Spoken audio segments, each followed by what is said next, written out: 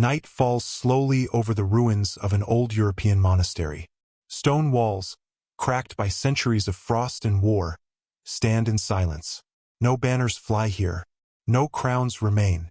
Only earth, shadows, and unanswered questions.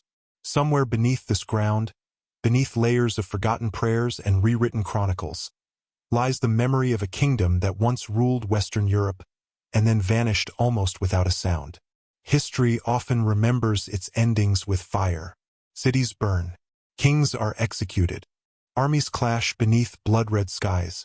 But the end of the Merovingian dynasty did not arrive with screams or swords. Came quietly, almost politely. A royal line that ruled the Franks for nearly 300 years faded into footnotes, dismissed as weak, lazy, and irrelevant. Their fall is taught as inevitable, unremarkable. And yet, that very silence should make us uneasy, because powerful dynasties rarely disappear without resistance. The Merovingians were not obscure local rulers. At their height, they controlled most of what is now France, parts of Germany, Belgium, Switzerland, and the Low Countries. They stood at the crossroads of Roman collapse and medieval birth. They were kings when Europe was being reshaped from chaos. And still, their story feels strangely unfinished, as if someone closed the book before the final chapter was written. Walk through medieval chronicles, and the tone is dismissive. Later writers describe the last Merovingian kings as hollow figures, carried to ceremonies on ox-drawn carts, doing nothing while others ruled in their name. Do-nothing kings, they are called. It is a neat explanation, comfortable, reassuring, too reassuring, because history loves simplicity when complexity is dangerous. What if these kings were not weak but restrained? What if their power was not political in the way later generations understood power? And what if the reason their story feels incomplete is because parts of it were never meant to survive? To understand why the Merovingians matter, we must first confront an uncomfortable truth. History is not a neutral record. It is a construction, written by victors, shaped by institutions, and polished by time. Dynasties that win write chronicles. Dynasties that lose are explained away. Dynasties that threaten deeper structures are erased. And the Merovingians may have been exactly that kind of threat. Their authority did not rest on parliaments or papal blessings. It rested on blood, on lineage, on the belief that kingship itself flowed through the body like a sacred current. To rule was not simply to govern. It was to embody something ancient, something inherited, something that could not be granted or revoked by human hands. This idea alone placed them on a collision course with the rising power of the medieval church. Because if kings are born sacred, what role remains for priests to crown them? As Europe slowly stabilized after Rome's collapse, new systems of control emerged. Bureaucracy replaced tribal loyalty. Written law replaced oral tradition. And above all, the church positioned itself as the sole mediator between heaven and earth. Power was no longer something you inherited. It was something you were given. The Merovingians represented an older world. A world where authority was mystical, hereditary, and dangerous to regulate. They were kings not because they were chosen, but because they were born. That distinction matters more than it seems. And yet, when they disappear from the center of history, there is no dramatic purge, no mass executions, no burning palaces. Instead, we see something far more effective: redefinition. They are labeled ineffective, childish, symbolic. Their rituals are mocked, their traditions dismissed as superstition, their memory flattened into caricature. It is not an erasure by force, but by narrative. This is how you make a dynasty vanish without creating martyrs. Imagine being a king whose power cannot be openly challenged, only undermined. Your hair, once a sacred symbol, is cut. Your role, once divine, is reduced to ceremony. Your authority drains away not through rebellion, but through bureaucracy. You still live. You still breathe. But history has already decided you no longer matter. And once that idea takes hold, removal becomes easy. The final Merovingian king was not killed in battle. He was quietly deposed, tonsured like a monk, and sent into religious exile. No revolt followed. No uprising erupted in his name. The transition was smooth, almost elegant, too elegant, because revolutions that leave no scars are rarely honest. As we stand at the edge of this story, one question echoes louder than all others. Why was it so important that this dynasty be forgotten rather than destroyed? Why replace them not with chaos, but with a new narrative that painted their fall as natural, even deserved? Perhaps because what they represented could not be allowed to inspire memory. Before the Crusades, before the Templars, before medieval Europe learned to obey crowns sanctioned by Rome, there existed a form of kingship rooted in blood, myth, and sacred inheritance. The Merovingians stood as living proof of that older order. And if their story were remembered clearly, it might challenge everything that came after. So tonight, we return to them, not as weak shadows, but as central figures in a hidden struggle over power, belief, and control. A struggle that did not end with their fall, but merely changed shape. Because the most dangerous secrets in history are not the ones that explode. They are the ones that fade quietly into silence. And if an entire royal dynasty could be erased without a war, without a scream, without even a scandal, then the question is no longer what happened to the Merovingians. The real question is, what were we never meant to notice? Night falls slowly over the ruins of an old European monastery. Stone walls, cracked by centuries of frost and war, stand in silence. No banners fly here. No crowns remain. Only earth, shadows, and unanswered questions. Somewhere beneath this ground, beneath layers of forgotten prayers and rewritten chronicles, lies the memory of a kingdom that once ruled Western Europe and then vanished almost without a sound. History often remembers its endings with fire. Cities burn. Kings are executed. Armies clash beneath blood-red skies. But the end of the Merovingian dynasty did not arrive with screams or swords. Came quietly, almost politely. A royal line that ruled the Franks for nearly 300 years faded into footnotes, dismissed as weak, lazy, and irrelevant. Their fall is taught as inevitable, unremarkable. And yet, that very silence should make us uneasy, because powerful dynasties rarely disappear without resistance. The Merovingians were not obscure local rulers. At their height, they controlled most of what is now France, parts of Germany, Belgium, Switzerland, and the Low Countries. They stood at the crossroads of Roman collapse and medieval birth. They were kings when Europe was being reshaped from chaos. And still, their story feels strangely unfinished, as if someone closed the book before the final chapter was written. Walk through medieval chronicles, and the tone is dismissive. Later writers describe the last Merovingian kings as hollow figures, carried to ceremonies on ox-drawn carts, doing nothing while others ruled in their name. Do-nothing kings, they are called. It is a neat explanation, comfortable, reassuring, too reassuring, because history loves simplicity when complexity is dangerous. What if these kings were not weak but restrained? What if their power was not political in the way later generations understood power? And what if the reason their story feels incomplete is because parts of it were never meant to survive? To understand why the Merovingians matter, we must first confront an uncomfortable truth. History is not a neutral record.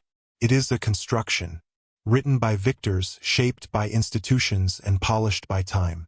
Dynasties that win write chronicles. Dynasties that lose are explained away. Dynasties that threaten deeper structures are erased. And the Merovingians may have been exactly that kind of threat. Their authority did not rest on parliaments or papal blessings. It rested on blood, on lineage, on the belief that kingship itself flowed through the body like a sacred current. To rule was not simply to govern. It was to embody something ancient, something inherited, something that could not be granted or revoked by human hands. This idea alone placed them on a collision course with the rising power of the medieval church.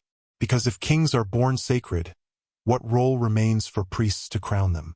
As Europe slowly stabilized after Rome's collapse, new systems of control emerged. Bureaucracy replaced tribal loyalty. Written law replaced oral tradition. And above all, the church positioned itself as the sole mediator between heaven and earth. Power was no longer something you inherited. It was something you were given. The Merovingians represented an older world, a world where authority was mystical, hereditary, and dangerous to regulate. They were kings not because they were chosen, but because they were born. That distinction matters more than it seems. And yet, when they disappear from the center of history, there is no dramatic purge, no mass executions, no burning palaces. Instead, we see something far more effective: redefinition. They are labeled ineffective, childish, symbolic. Their rituals are mocked, their traditions dismissed as superstition, their memory flattened into caricature. It is not an erasure by force, but by narrative. This is how you make a dynasty vanish without creating martyrs. Imagine being a king whose power cannot be openly challenged, only undermined. Your hair, once a sacred symbol, is cut. Your role, once divine, is reduced to ceremony. Your authority drains away not through rebellion, but through bureaucracy. You still live, you still breathe, but history has already decided you no longer matter. And once that idea takes hold, removal becomes easy. The final Merovingian king was not killed in battle. He was quietly deposed, tonsured like a monk, and sent into religious exile. No revolt followed. No uprising erupted in his name. The transition was smooth, almost elegant, too elegant, because revolutions that leave no scars are rarely honest. As we stand at the edge of this story, one question echoes louder than all others. Why was it so important that this dynasty be forgotten rather than destroyed? Why replace them not with chaos, but with a new narrative that painted their fall as natural, even deserved? Perhaps because what they represented could not be allowed to inspire memory. Before the Crusades, before the Templars, before medieval Europe learned to obey crowns sanctioned by Rome, there existed a form of kingship rooted in blood, myth, and sacred inheritance. The Merovingians stood as living proof of that older order. And if their story were remembered clearly, it might challenge everything that came after. So tonight, we return to them, not as weak shadows, but as central figures in a hidden struggle over power, belief, and control. A struggle that did not end with their fall, but merely changed shape. Because the most dangerous secrets in history are not the ones that explode. They are the ones that fade quietly into silence. And if an entire royal dynasty could be erased without a war, without a scream, without even a scandal, then the question is no longer what happened to the Merovingians. The real question is, what were we never meant to notice? Every dynasty begins with a story, not a document, not a charter, but a tale told often enough that it becomes truth. For the Merovingians, that story did not begin in a palace or on a battlefield. It began at the edge of the sea, in a moment so strange that even medieval chroniclers seemed unsure whether to believe what they were writing. The legend tells us that Merovic, the semi-mythical founder from whom the dynasty would take its name, was conceived under extraordinary circumstances. His mother, already the wife of a Frankish king, went to bathe in the sea. There, she encountered a mysterious creature, described vaguely, deliberately, as something not entirely human. Some accounts call it a sea beast. Others hint at a divine or monstrous being from the deep. What matters is not the creature's form, but its meaning. When Merovic was born, no one could say with certainty who his father truly was. To modern ears, this sounds like fantasy, a relic of a superstitious age. But to the people of late antiquity and the early Middle Ages, such stories carried enormous weight. They were not meant to be taken literally in the way modern history demands, nor were they dismissed as mere fiction. They existed in a space between belief and symbolism, a language of power rather than fact. Founding myths always do. Rome traced its origins to Mars, god of war. Alexander the Great was said to be the son of Zeus. These stories were not embarrassing to ancient societies. They were essential. They elevated rulers beyond ordinary humanity and placed their authority outside the reach of common challenge. The Merovingian legend follows this exact pattern. By suggesting a supernatural origin, the story of Merovic positioned the dynasty as something other than human politics. It implied that their bloodline carried an element not bound by law or consent. Their right to rule did not begin with conquest, it began with destiny. But there is something uniquely unsettling about this myth. Unlike the clean divinity of Olympian gods, the Merovingian origin story is ambiguous. The sea creature is unnamed, unclassified, neither fully divine nor fully beast. This ambiguity is not accidental. It reflects a worldview in which power comes from liminal spaces, from borders between worlds. The sea itself was one such border. To ancient peoples it was chaos, fertility, danger, and mystery combined. To be born of the sea was to emerge from the unknown, carrying its power into the land of men. This made the Merovingians different from later Christian kings, whose authority flowed neatly from heaven through the church. The Merovingian king was not chosen, he emerged. His legitimacy was older than theology. Yet this origin myth also raised uncomfortable questions. If the dynasty's power came from something beyond human society, could it ever be fully controlled? Could it be judged? Could it be replaced? Early chroniclers like Gregory of Tours recorded the legend carefully, without ridicule, but without explanation. He does not argue for its truth, nor does he dismiss it. He simply preserves it. That alone is significant, because chroniclers understood the danger of such stories. To preserve them was to acknowledge a source of authority that existed outside Christian doctrine. To erase them entirely risked resistance. So the story was kept, but quietly, mentioned, then moved past. A seed planted in the margins of history. Over time, scholars would attempt to rationalize the myth. Some suggested it referred to a second human father. Others argued it was symbolic of tribal alliances or totemic animals. Modern historians often treat it as poetic invention. But symbolism does not diminish power, it concentrates it. What matters is not whether Merovec was truly half-divine, but that people believed the dynasty carried a sacred difference. That belief shaped loyalty, obedience, and fear. It also shaped how the dynasty was later treated. Because bloodlines believed to be sacred cannot simply be overthrown. They must be delegitimized. As Christianity spread and the Church asserted its monopoly on divine authority, stories like Merovec's origin became liabilities. A king whose legitimacy derived from a mysterious sea being did not fit into a theology where all power flowed through Christ's representatives. The myth suggested a parallel source of sanctity, older, untamed, and uncontrollable. And yet the myth endured. Even as later writers attempted to downplay it, echoes of the story persisted in art, poetry, and whispered tradition. The idea that Merovingian blood was different, charged with something ancient, never fully disappeared. It became a quiet undercurrent, resurfacing in later centuries in unexpected ways. Some medieval thinkers speculated that this sacred blood explained the dynasty's supposed healing powers. Others connected it to their distinctive appearance and rituals. Still others simply acknowledged that the Merovingians felt separate.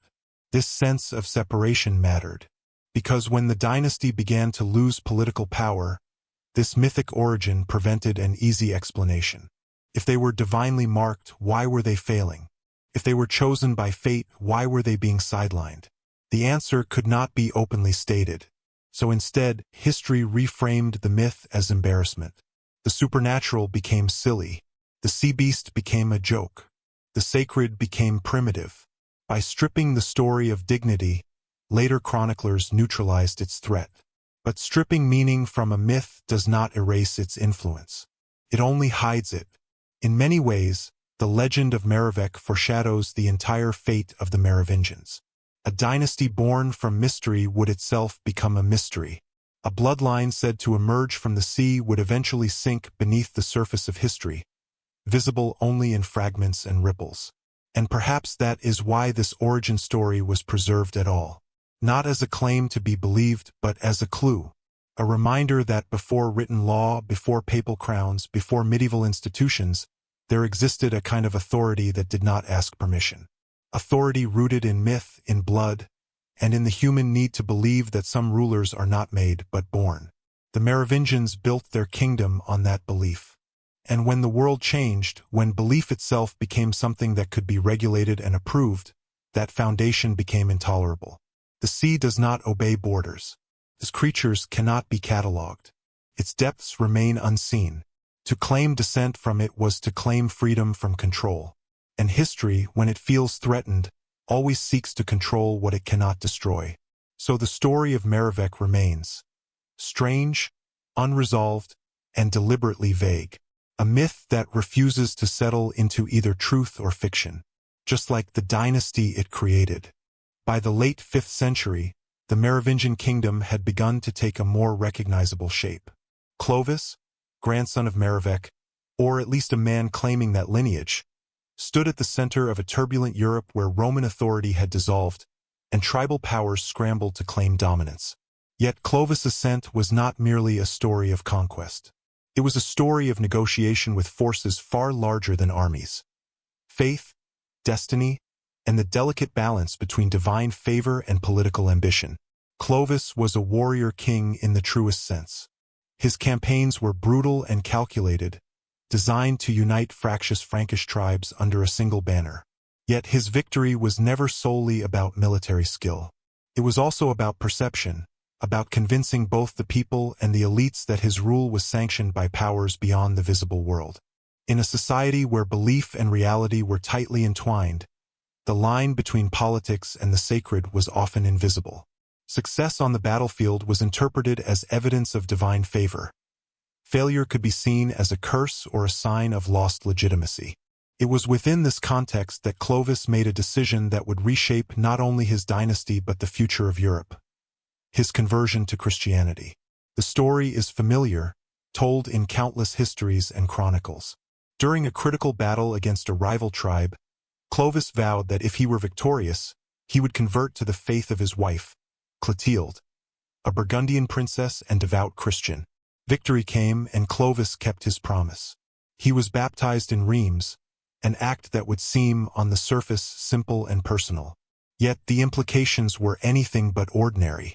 The baptism of Clovis was not merely a spiritual choice. It was a political masterstroke. By aligning himself with the Roman Church, he gained legitimacy not only among his Christian subjects but also in the eyes of neighboring rulers who now recognized him as more than a tribal warlord. The Church, in turn, gained a powerful ally, someone who could enforce orthodoxy and protect ecclesiastical interests in a region where paganism and older traditions still held sway. The baptism created a mutual dependency. Clovis received divine legitimacy, and the Church received protection and influence. It was an exchange, a quiet bargain in which both sides understood the stakes but spoke them subtly. Yet this moment was not purely transactional. There was also genuine transformation. Clovis' conversion introduced a new layer of moral and spiritual authority to his kingship. No longer was he merely a warlord with divine ancestry. He now became a king whose authority was sanctified by the rites of the Church. His victories were framed as evidence of God's favor, and his decrees carried an aura of moral inevitability. To rule was now to act as God's instrument on earth. This dual legitimacy, ancestral and ecclesiastical, elevated Clovis above ordinary kings, creating a model that would echo across centuries. At the same time, the conversion sowed seeds of tension. The Merovingians, as a dynasty, had long relied on the sacred power inherent in their bloodline. Their authority was embedded in their bodies, their rituals, and their lineage. By seeking validation from the Church, Clovis effectively acknowledged a power structure that was external to his own heritage. While this gave him immediate political advantage, it also subtly shifted the source of authority. Power was no longer purely inherited. It could be granted, recognized, and eventually contested by religious institutions. This delicate balance between personal authority and institutional endorsement would haunt the Merovingian line for generations. Future kings would struggle with the same paradox: how to maintain the mystique and autonomy of their sacred bloodline while operating within a system increasingly dominated by the Church.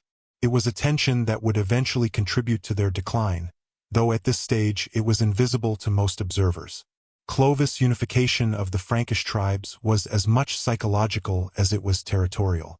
Through a combination of marriage alliances, conquest, and conversion, he created a kingdom with a cohesive identity. Yet even as Clovis consolidated power, He understood that legitimacy required more than force, it required belief. His people needed to see that his victories and rule were not merely the result of cunning strategy, but the manifestation of a larger, almost cosmic order. Every ritual, every public act, every symbolic gesture reinforced the perception that Clovis was a king chosen by forces beyond human comprehension. The transformation of Clovis' rule also involved subtle propaganda. Chroniclers emphasized his piety, recounting miracles and visions associated with his baptism and reign. Stories spread of his victories as evidence of divine favor, of his enemies struck down not just by sword but by heavenly will. These narratives reinforced the king's authority, embedding his rule in the moral and spiritual imagination of his people. The line between myth and history blurred, making it nearly impossible for contemporaries, or even modern scholars, to separate fact from purposeful storytelling. But beneath the surface, the bargain with God carried risks. By tying his legitimacy to the church, Clovis opened the door for clerical influence over royal decisions. Bishops became not only spiritual advisors but key players in governance. While this alliance strengthened his position in the short term, it also created a precedent. Kings could be judged, praised, or even undermined by those who claimed divine authority. The sacred power of the Merovingian bloodline was no longer absolute. It had become, in part, contingent. Clovis' personal ambition, military genius, and spiritual conversion set the stage for a dynasty that would appear invincible. Yet, as with all human institutions, the very strategies that secure power in one era can sow vulnerability in the next. By entwining sacred lineage with religious sanction, Clovis created a dual legitimacy that was compelling, but also fragile. Each successive king would inherit not only his throne but the complex tension between ancestral power and ecclesiastical approval. The baptism of Clovis also had a wider historical impact. It marked the beginning of a Christian Frankish identity, intertwining faith and kingship in a manner that would define medieval Europe. Other tribes watched, learned, and adapted, recognizing that political survival required both the sword and spiritual endorsement. The Church, meanwhile, gained a model for how to expand its influence without direct conquest, by endorsing rulers whose authority could then enforce orthodoxy on the population. In hindsight, Clovis' decision appears almost prophetic.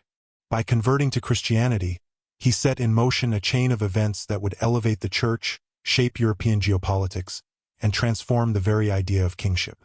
Yet it also planted the seeds for the eventual marginalization of the Merovingian dynasty. By relying on external validation, Clovis began a subtle but irreversible shift. The sacred bloodline, once unquestioned, now coexisted with a system that could override it.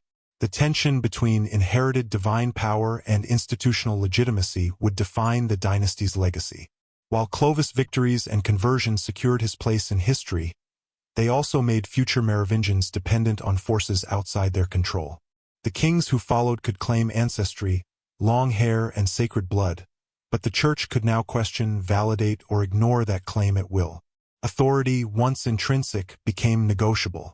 Clovis' reign, therefore, is both triumphant and cautionary. It demonstrates the extraordinary potential of a ruler who understands the intertwined power of belief, ritual, and strategy. Yet it also foreshadows the fragility of dynasties that negotiate their legitimacy with institutions whose own interests evolve over time. The king who conquered Gaul and secured the blessing of God and Church also unknowingly began a process that would eventually undermine his heirs. And so, in the shadow of Clovis' baptism and his violent, unifying campaigns, the Merovingians stood at the apex of their power, yet already poised on the edge of transformation. Their story is not simply one of conquest or piety. It is a story of delicate bargains, hidden tensions, and the subtle ways in which power can be gained, used, and quietly eroded. The question lingers, what did Clovis gain by converting, and what did he unknowingly surrender? The answer shapes not only the fate of his dynasty, but the very way Europe would come to understand kingship, faith, and the intricate dance between them. Power, in the world of the Merovingians, was never a matter of lawbooks or armies alone. It flowed differently, subtly, invisibly, yet with a force that could bend entire kingdoms. The key to understanding the dynasty's authority lies in bloodlines, in ancestry, and in the belief that kings were born, not made. Unlike later rulers whose legitimacy depended on coronation or the approval of religious institutions, the Merovingian king's right to rule was woven into the very fibers of his body.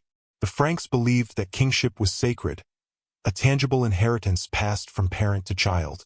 The long-haired kings embodied this principle physically.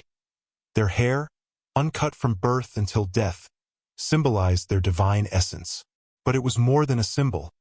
It was a mark of continuity, a visible thread linking generations, and a declaration that the power of the Merovingians was not of this world alone. Each king was a living vessel of ancestral authority, a walking repository of sacred legitimacy that extended beyond mortal politics. This understanding of power created a society where hierarchy was not solely defined by law or conquest. Nobles, warriors, and even commoners recognized a king's authority as absolute, because it was not only political, it was cosmological. To challenge the king was to challenge the order of the universe itself, a dangerous act that risked divine retribution. In this way, the Merovingians ruled through belief as much as through force. Their people obeyed not only because of fear or loyalty, but because their kings were invested with a sense of inevitability, of destiny. Yet such sacred authority was not easily maintained. Bloodlines, even divine ones, required careful protection. Marriages were arranged with precision, alliances formed to safeguard lineage. Every decision reinforced the perception that the Merovingians were different, set apart from ordinary men, their bodies carrying an invisible mandate that no army alone could guarantee. Power was inseparable from identity. Remove one and the other falters.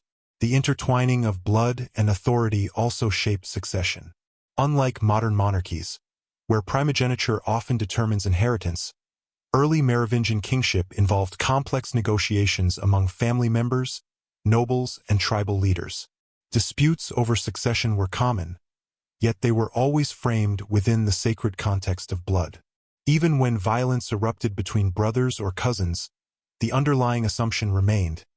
These conflicts were struggles over divine inheritance, not mere ambition.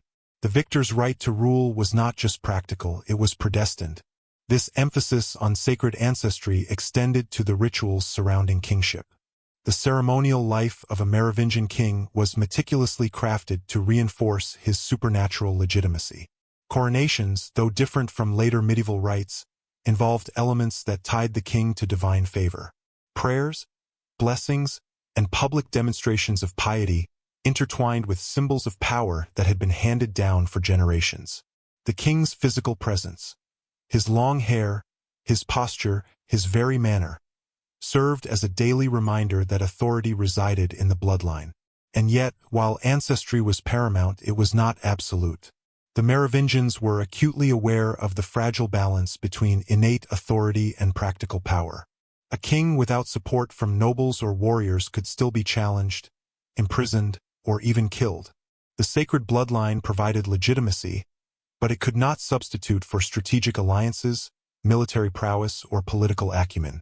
Authority was both inherited and constantly negotiated, a duality that defined the dynasty throughout its history. This tension between sacred legitimacy and worldly power becomes especially clear when considering the later generations of Merovingian rulers, who came to be labeled the do-nothing kings. On the surface, they appear weak, idle, and irrelevant. But this interpretation ignores the deeper logic of their authority. Their perceived inactivity may have been strategic, a way to maintain the sanctity of the bloodline while allowing others, mayors of the palace and emerging nobles, to handle the mechanics of governance. The king's body, his hair, and his presence carried more weight than his daily actions. In this sense, doing less was sometimes a demonstration of doing more, preserving the sacred principle of kingship above the practical concerns of ruling. The sacred nature of Merovingian kingship also created an aura of fear and reverence. Nobles and warriors were constantly aware that the king's authority was not derived from mere decree. It was cosmic, ancestral, and potentially perilous to challenge. Rebellion against such a figure was not simply political treason, it was sacrilege. This perception reinforced loyalty and obedience, making the dynasty resilient even when external threats arose. The Merovingians' power was simultaneously visible and invisible, grounded in the human imagination as much as in military might. However, this system of sacred legitimacy carried hidden vulnerabilities. By placing authority in the bloodline, the dynasty made itself dependent on the survival and perception of its heirs. If a king died young, lacked a capable successor, or was publicly humiliated, the entire sacred structure could collapse. Moreover, as Christianity spread and the church became more influential, the old model of kingship, rooted in ancestry and myth, came into conflict with new systems of authority. The sacred power of bloodlines could no longer operate entirely independently. It had to coexist with religious sanction and political oversight. Despite these vulnerabilities, the Merovingians maintained their dominance for centuries. Their sacred kingship shaped not only governance but also culture, law, and identity. Tribal customs were reinforced by the belief in divine blood, and communities oriented themselves around the presence of a king whose authority transcended the ordinary. Rituals, symbols, and myths all served to reinforce the idea that the Merovingians were different, and that difference justified obedience. In many ways, the dynasty's emphasis on bloodlines was revolutionary. It created a model of leadership that was deeply personal, intimately tied to identity, and resistant to external validation. The king's power was not granted by assembly, church, or conquest alone. It was inherent, and that inherent authority made the Merovingians both formidable and, eventually, terrifying to the institutions that would follow them. By the time later powers began to challenge their dominance, the Merovingians had already established a template for what kingship could mean: sacred, inherited, and inseparable from identity. This legacy would endure long after the dynasty itself faded from direct rule. Even as their political influence waned, the notion that blood carried authority persisted, quietly influencing later rulers, secret societies, and legends. In the end, the Merovingians' reliance on ancestry and sacred kingship was their greatest strength and, paradoxically, the seed of their vulnerability. It gave them a legitimacy that no army could match, a presence that no law could diminish, and a mystique that inspired awe and fear. But it also made them dependent on belief, perception, and the survival of their line. When those elements began to falter, no amount of inherited power could save them. Their story reminds us that true authority often lies not in what can be seen or measured, but in what people are willing to believe. For the Merovingians, power was in the blood, and blood was in the story. And in a world where perception shapes reality, that is more potent and more fragile than any crown. As the Merovingian kings consolidated their sacred authority, a new force quietly began to weave itself into the fabric of their rule: the Church. At first, this alliance seemed natural. The Franks, newly converted under Clovis, shared a common faith with Rome. Missionaries required protection, monasteries needed patrons, and the king benefited from the moral authority that came with association. The Church, in turn, gained legitimacy by endorsing rulers whose power was visible, unquestionable, and sanctified by tradition. Together, they created a symbiosis that strengthened both throne and altar. Yet this relationship was never straightforward. The Church's influence was subtle, often invisible, but persistent. Bishops and abbots were more than spiritual advisors. They were intermediaries between the king and God, interpreters of divine will, and, increasingly, guardians of written law and administration.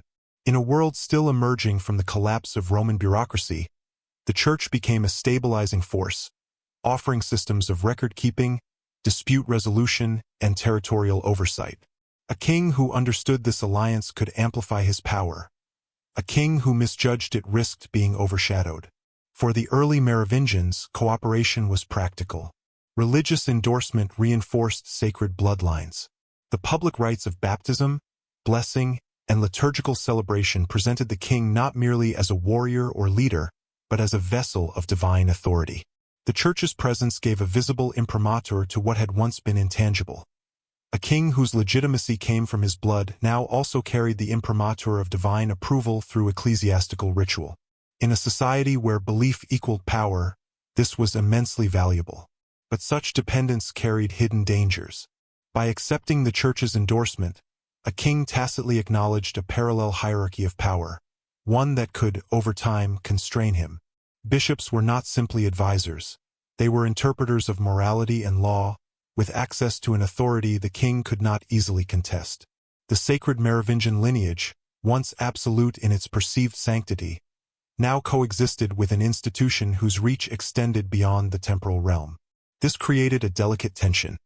The king's authority remained rooted in ancestry, but its expression increasingly depended on the church's approval. The subtle power struggle between kings and clergy became more pronounced as generations passed. In theory, the Merovingian king ruled by divine right. In practice, bishops could influence decisions, mediate disputes, and sway noble opinion. They could reinforce loyalty or undermine it. Their words carried weight in a society that equated religious authority with cosmic order. While the church initially bolstered the dynasty, it also planted the seeds of its eventual marginalization. Over time, the king's sacred bloodline, which had once been unquestionable, was gradually reframed as secondary to institutional endorsement. At the local level, bishops often acted as administrators, arbitrators, and enforcers. They managed lands, collected tithes, and maintained correspondence that connected disparate parts of the kingdom. In doing so, they became indispensable intermediaries, capable of shaping outcomes in ways the king could not directly control. In a sense, the church served as both a partner and a check, a silent, pervasive influence that structured governance even in the absence of centralized bureaucracy. Yet the Merovingians, acutely aware of their sacred lineage, did not entirely surrender. They maintained rituals, symbols, and ceremonies that emphasized their inherent authority. Coronations were performed with solemnity, long hair remained uncut, and public appearances highlighted their connection to the divine. The king's presence alone, his gestures, his speech, his physical form, reminded subjects that sacred blood and divine favor were inseparable. Bishops could advise, but the king embodied legitimacy itself. This uneasy balance, however, was fragile. Over the decades, the office of the mayor of the palace, a position originally intended as administrative support, grew in influence. These mayors gradually assumed responsibilities the king had once performed, from taxation to military command. While Merovingian kings remained the symbolic apex of authority, the real levers of power shifted to these intermediaries, often with the tacit approval of the church. The sacred authority of the bloodline persisted, but its practical force diminished. Despite this erosion, the church's role remained critical in reinforcing the legitimacy of the Merovingians.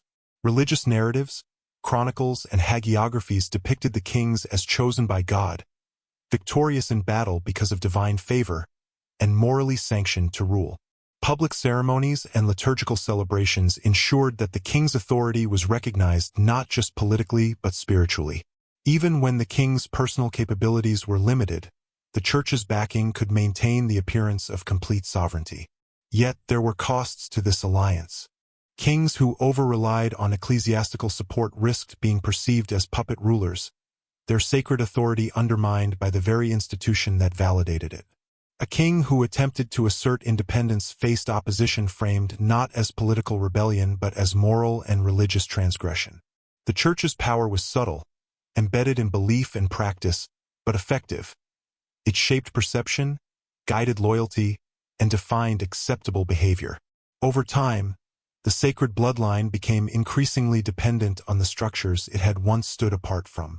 This interplay between divine heritage and religious authority was not unique to the Merovingians, but it played out with unusual intensity in their dynasty. Their sacred kingship, rooted in ancestral power, now intersected with a church whose reach extended beyond mere spiritual matters. Together, they created a kingdom that was both stable and paradoxical. A monarchy whose legitimacy was absolute yet mediated, visible yet dependent, sacred yet subtly constrained. By the time the later Merovingian kings inherited the throne, the church's influence had expanded. Bishops were integral to governance, guiding decisions on succession, military campaigns, and administration. The symbolic power of long hair and sacred blood persisted, but it was increasingly overshadowed by ecclesiastical endorsement. The balance of power had shifted quietly, imperceptibly, but irrevocably. And yet, despite these constraints, the Merovingians remained central to the imagination of their people. Their rituals, their symbols, and their sacred lineage retained cultural and psychological power. Even when kings appeared passive or ineffective, their authority was anchored in belief reinforced, complicated, and subtly contested by the Church. In examining this dynamic, it becomes clear that the Merovingian story is not merely one of political triumph or failure. It is a story of negotiation between two powerful systems, one rooted in blood and myth, the other in institutional authority and spiritual oversight. The kings and the Church coexisted in a tense equilibrium, each shaping the other, each dependent on the other, yet each capable of undermining the other if mismanaged. The lesson of this relationship is profound. It illustrates that power is rarely absolute, even when sanctified. Authority can be both inherent and mediated, visible and invisible, celebrated and constrained. The Merovingians, by navigating this balance, maintained a dynasty that lasted centuries, leaving a legacy that would influence the structure of European monarchy long after their decline. In the end, the Church entered the throne room not as a conqueror but as a partner, sometimes as a rival, always as a silent force shaping the destiny of kings whose power was at once sacred and precarious. The Merovingians' ability to maintain authority in the face of this influence demonstrates their understanding of belief, perception, and the delicate architecture of power. A lesson as relevant to their era as it is to any society where authority depends on both lineage and legitimacy. Even as the Merovingians consolidated their sacred authority and cultivated alliances with the Church, the shadow of Rome lingered over their kingdom. The Western Roman Empire had collapsed decades earlier, leaving behind ruins, institutions, and a bureaucratic framework that persisted even as barbarian kingdoms rose in its place. The Franks were not mere tribal conquerors. They inherited a landscape shaped by Roman law, administration, and culture. To understand the Merovingians, one must recognize how deeply the echoes of Rome influenced their rule, and how this influence quietly reshaped their power. Roman structures survived in the simplest of forms: roads, fortifications, tax systems, and written records. While armies and kings imposed their authority through force, the skeleton of Roman governance provided continuity. The Merovingians adapted these tools to their needs, using them to collect tribute, manage lands, and assert control over newly conquered territories. They were pragmatic rulers, aware that the appearance of order often mattered as much as its reality. Roads that connected towns, archives that preserved agreements, and legal codes that regulated interactions. All of these inherited elements became instruments through which the Merovingians could project both authority and stability. Yet the Romans had left more than infrastructure. They had left ideas, culture, and expectations of governance. In cities, urban elites continued to think in terms of civic organization, law, and negotiation. Roman provincial systems had trained administrators and clerks, many of whom continued their work under new rulers. These individuals were essential intermediaries, bridging the old world with the new. A king's power depended not only on warriors and rituals but also on these surviving administrative networks. The Merovingians, though sacred in blood, were not immune to the practical necessities of management. This inheritance of Roman practices created a subtle tension. The Merovingian kings claimed authority rooted in divine blood, yet they operated within frameworks that had once been imperial and bureaucratic. Sacred lineage provided legitimacy, but governance required skill, oversight, and coordination. A king could inspire loyalty through symbols and ritual, but he could not collect taxes, adjudicate disputes, or maintain infrastructure without embracing remnants of Roman systems. In effect, the empire's shadow both supported and constrained the dynasty. Roman law, in particular, played a complex role. The Franks adopted elements of Roman legal tradition, blending them with tribal customs to create hybrid codes. This legal synthesis allowed the Merovingians to claim continuity with Rome while asserting their own identity. It reinforced the notion that they were rulers not only by birth but also by competence. A king who presided over written agreements, legal codes, and orderly governance gained moral authority in addition to sacred legitimacy.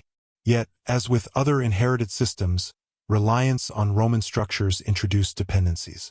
Clerks, judges, and local officials who understood these codes could wield influence independent of the king, creating pockets of authority that complicated the traditional hierarchy. The cultural impact of Rome was equally significant.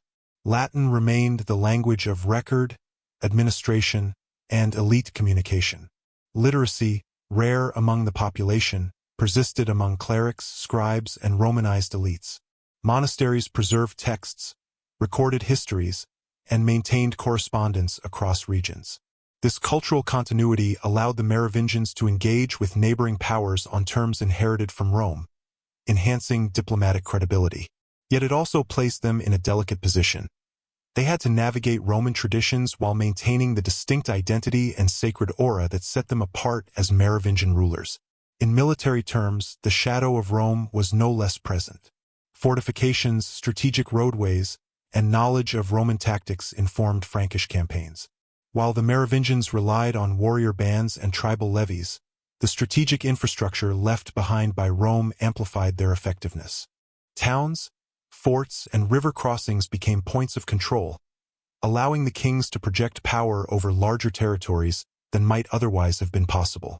Rome's legacy provided a framework that made expansion and consolidation more feasible. Yet beneath this practicality lay a more insidious dynamic. The Merovingians' reliance on Roman systems subtly shifted the balance of power. By preserving Roman bureaucracies, they granted influence to intermediaries whose loyalty was often transactional rather than sacred. Officials accustomed to negotiation, record-keeping, and administration could become kingmakers in their own right, mediating between sacred authority and practical governance.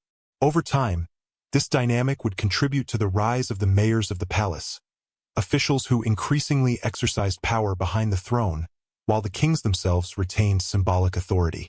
This tension between inherited systems and sacred bloodline illustrates a broader truth about the Merovingian dynasty. Power is rarely singular or absolute. Authority may be rooted in divine mandate, but it requires adaptation, cooperation, and constant negotiation with existing structures. The king's sacred heritage could inspire awe, yet without the scaffolding of Roman administration, it would have limited reach. Rome's shadow, therefore, was both a boon and a subtle check on the dynasty's autonomy. Religious institutions also mediated this dynamic. Many monasteries and bishoprics inherited Roman organizational models, functioning as local centers of governance, education, and communication. Clerics often acted as the bridge between the sacred and the practical, interpreting divine law while maintaining administrative continuity. In doing so, they reinforced the king's authority while also acquiring independent influence, further complicating the balance of power.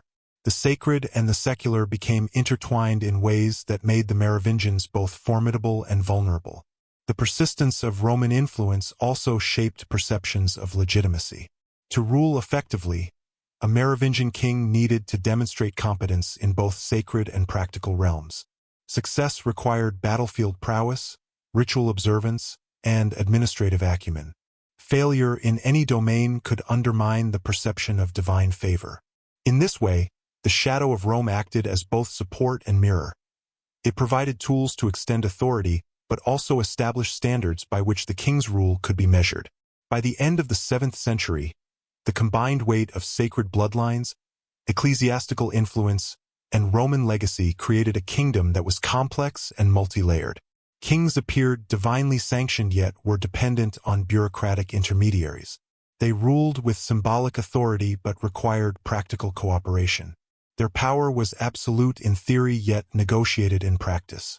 The Merovingians' genius lay in navigating this delicate balance for centuries, maintaining their sacred image while adapting to the inherited systems of a fallen empire.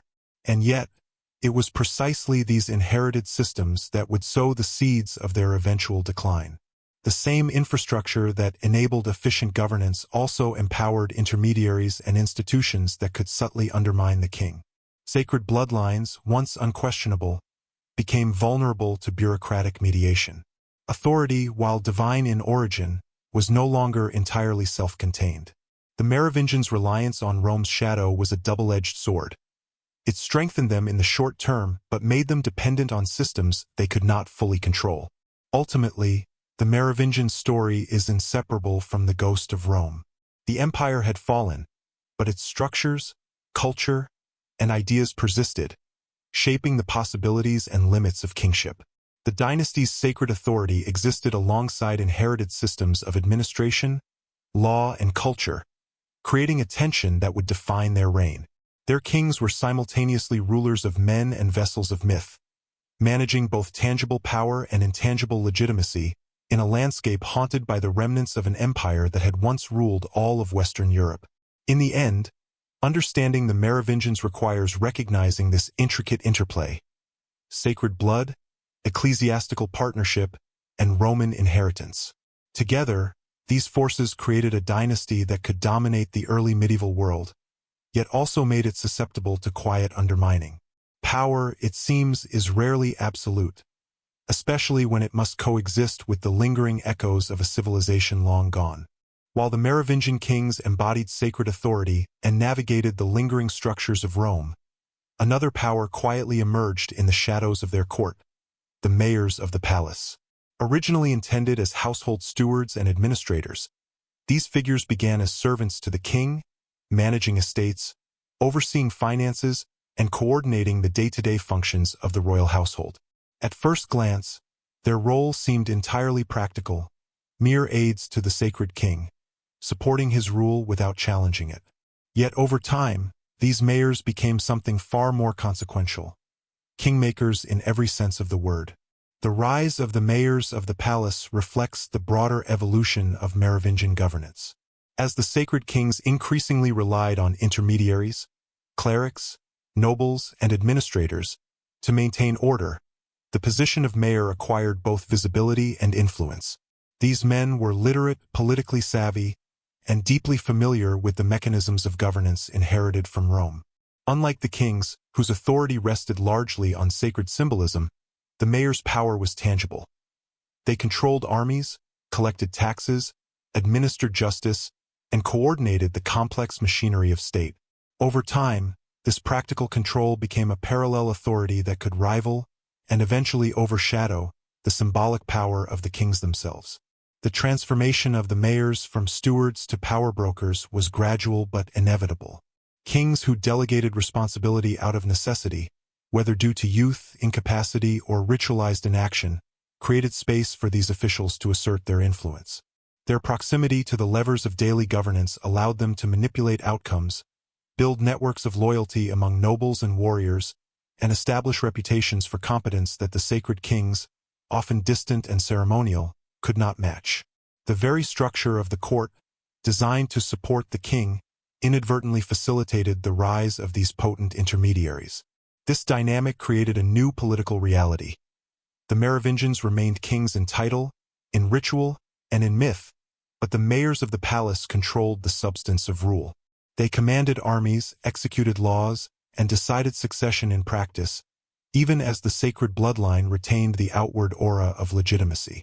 In many ways, the kings had become living symbols, placeholders whose authority required validation from the men who wielded real power.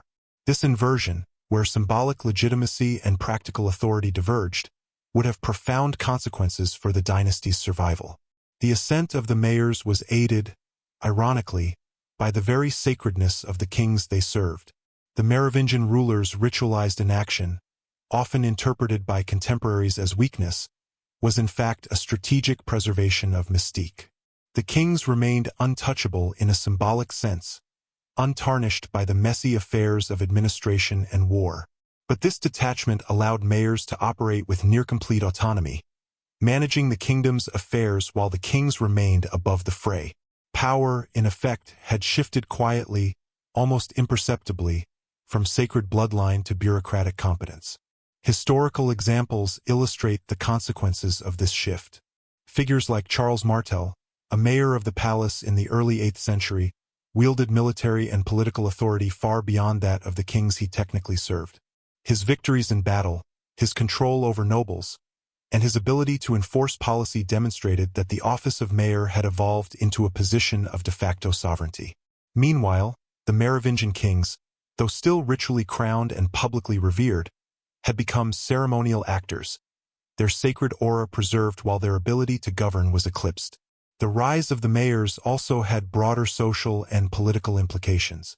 Their control over armies and administrative structures allowed them to mediate succession disputes, influence marriages, and shape alliances in ways the kings themselves could not. In essence, the kingdom became a dual monarchy, one of ritualized sacred authority, the other of practical, often invisible, control. Loyalty among nobles and warriors was increasingly directed not solely toward the king but toward the figure who could exercise real power, the mayor. This shift created a subtle but undeniable reordering of the political hierarchy, setting the stage for the eventual replacement of the Merovingian line by the Carolingians. The tension between symbolic kingship and practical governance also highlights the genius and fragility of Merovingian political culture. By preserving the sacred king as an untouchable figurehead, the dynasty maintained the perception of legitimacy and continuity, even as real power migrated elsewhere. Yet this very separation between appearance and action, bloodline and administration, introduced systemic vulnerabilities. When an ambitious or capable mayor seized the opportunity, the sacred king could be sidelined entirely, and the authority that had once been unquestionable could be quietly usurped. The church, ever present in the background, played an ambiguous role in this transformation. Bishops and clerics often aligned themselves with mayors who demonstrated competence, while simultaneously continuing to endorse the sacred kings for ceremonial purposes.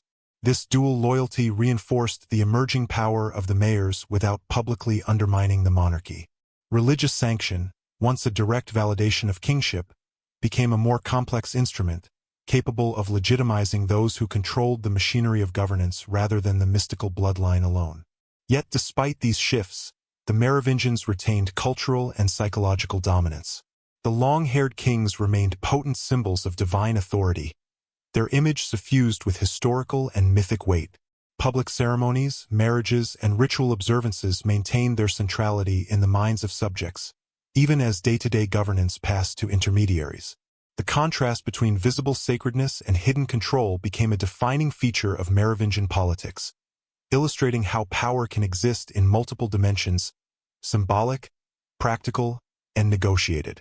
Ultimately, the rise of the mayors of the palace demonstrates a recurring theme in history. The holders of symbolic authority are not always the wielders of real power. By delegating responsibilities, the Merovingians inadvertently created a class capable of both supporting and supplanting them. Their sacred bloodline remained inviolable in theory, but its practical influence diminished as the mechanics of governance fell into other hands. The dynasty's endurance relied on belief, ritual, and legitimacy, while the survival of the kingdom depended on those capable of translating sacred authority into action. This duality, between ritualized kingship and practical rule, set the stage for one of the most consequential transitions in European history. The Merovingian kings, whose bloodlines carried mystique and sanctity, gradually ceded control to men whose competence and ambition reshaped the kingdom from within. By the 8th century, the distinction between king and mayor had become a political reality, one of appearance versus execution, of sacred legitimacy versus actionable authority. In examining the evolution of the mayors of the palace, it becomes clear that the story of Merovingian decline was not a sudden collapse, but a slow reconfiguration of power. Sacred kings remained at the ceremonial center, but the levers of influence had migrated. The mayors, once servants, became architects of policy, military strategy, and succession, operating behind the throne, yet increasingly shaping the kingdom's destiny. The symbolic authority of the bloodline endured, but the substance of rule had shifted to hands once thought subordinate. In this way, the Merovingian court became a study in contrasts, a kingdom where sacred legitimacy and bureaucratic competence coexisted, intersected, and competed. The king's bloodlines remained inviolable, their rituals unbroken, their long hair untarnished. Yet the true exercise of power, the orchestration of armies, the management of lands, and the navigation of political alliances rested increasingly in the hands of the mayors.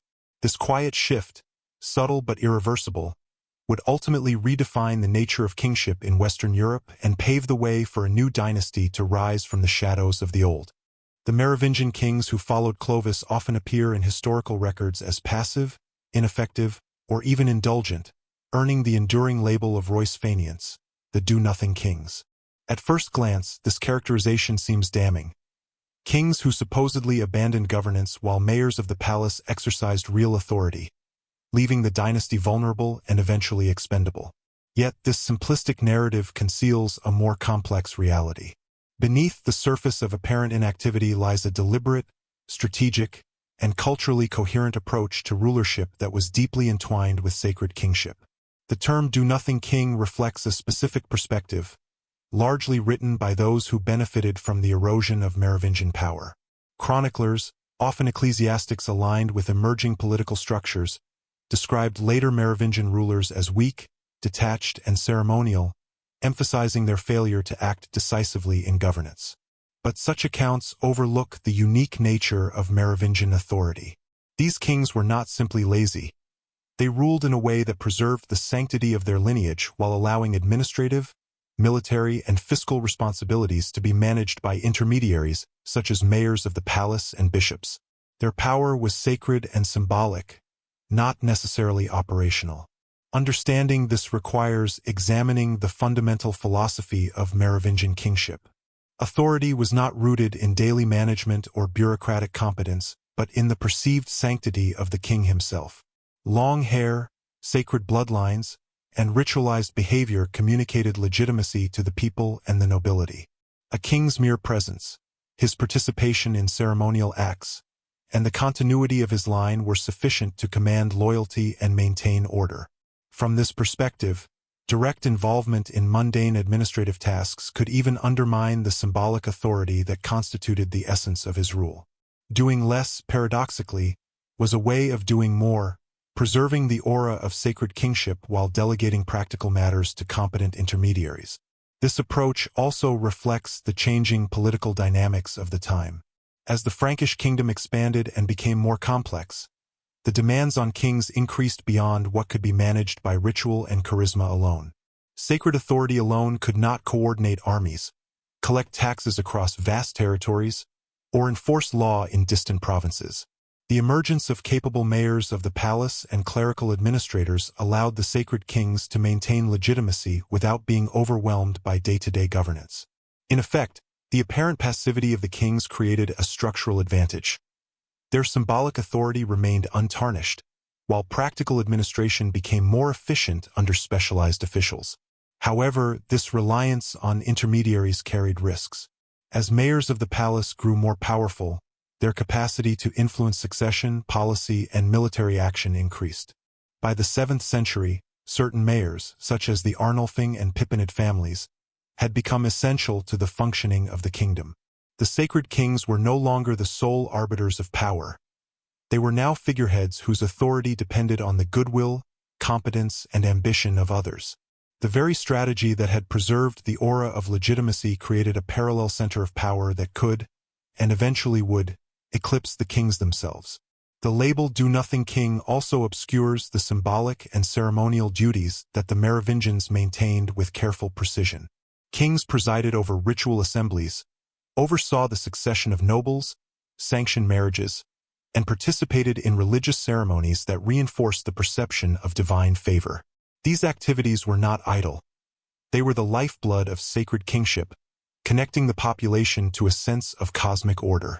In a society where belief and perception were central to authority, such ceremonial engagement was a vital instrument of power, even if it lacked the immediacy of military campaigns or administrative oversight. In addition, the apparent detachment of the kings may have been a deliberate response to the increasing influence of the church. By minimizing direct involvement in governance, the Merovingians preserved their autonomy in a world where ecclesiastical authority was expanding. Bishops and abbots acted as intermediaries between the king and the population, interpreting sacred law, administering estates, and maintaining networks of loyalty. In doing so, they reinforced the king's sacred authority while also exercising practical control. The king's inaction, thus created space for both stability and negotiation with religious institutions, maintaining legitimacy without risking direct confrontation with emerging powers. Yet, despite these calculated strategies, the perception of weakness persisted. The chronicler's portrayal of Merovingian kings as ineffective rulers became a narrative tool, used to justify the eventual transfer of power to the Carolingian mayors. By framing the kings as idle, historians and clerics created a moral and political rationale for their displacement. The sacred authority that had once been untouchable was now represented as obsolete, irrelevant, or unfit for practical rule. What had been strategic restraint was recast as incompetence, illustrating how history can be reshaped by those who benefit from a dynasty's decline. This reinterpretation of Merovingian kingship also reflects broader cultural and political shifts. As centralized authority and bureaucratic governance became increasingly valued, symbolic and ritualized power was devalued. The sacred, hereditary authority of the kings, once unquestionable, was now perceived as inadequate in a world that prioritized competence, action, and control over mystical legitimacy. The Merovingians' approach, which had been effective for centuries, became an anachronism in a rapidly evolving political landscape. Yet even in decline, the king's symbolic authority remained potent. Their sacred bloodlines, long hair, and ceremonial presence continued to inspire loyalty, fear, and awe. Nobles and warriors still recognized the legitimacy of the king, even as they relied on mayors and intermediaries for practical matters. This duality between symbolic legitimacy and operational power defined the later Merovingian period. It allowed the dynasty to survive for generations despite internal weaknesses and external challenges, illustrating the enduring power of belief, myth, and ritual in shaping political authority. Ultimately, the so-called do-nothing kings were neither lazy nor irrelevant. Their apparent inaction was part of a deliberate, culturally coherent strategy that preserved the sanctity of the bloodline, managed relationships with intermediaries, and maintained the perception of divine favor. They ruled through symbolism, ritual, and presence rather than through the direct exercise of bureaucratic or military power. The consequences of this strategy were profound. It sustained the dynasty for centuries, but also created the conditions for its eventual eclipse by those who wielded practical authority more effectively. The story of the Merovingian kings challenges our assumptions about power and effectiveness. Authority is not always measured by action alone. It can reside in symbols, bloodlines, and belief. The king's sacred legitimacy, though increasingly mediated by mayors and clerics, remained a central pillar of early medieval governance. Understanding their role requires moving beyond simplistic labels and recognizing the intricate interplay between ritual, lineage, and political reality. In this way, the do-nothing kings emerge not as failures, but as strategic actors navigating a complex world, balancing sacred authority, political necessity, and institutional influence. Their story is a lesson in the subtlety of power, that the appearance of inactivity can conceal profound influence, that legitimacy can endure even as practical control shifts, and that the preservation of myth and sacred identity is itself a form of governance as potent as any army or decree. Among the most striking and symbolic rituals of the Merovingian kings was the sacred act of hair cutting. Unlike ordinary mortals, the Merovingians' long hair was more than a physical trait. It was a tangible manifestation of their divine authority, a living symbol of the power that flowed through their veins. To cut a king's hair was not simply an act of personal humiliation or fashion. It was a ritualized removal of legitimacy itself, a way to depose a ruler without spilling blood, and to signal to the population that the sacred link between bloodline and kingship had been severed. The act of cutting the king's hair was laden with meaning. In the eyes of the Frankish people, the long hair symbolized the king's connection to both his ancestors and the divine. It marked him as set apart, extraordinary, and untouchable. When a ruler's hair was trimmed or shorn, it was a public declaration. This man is no longer king.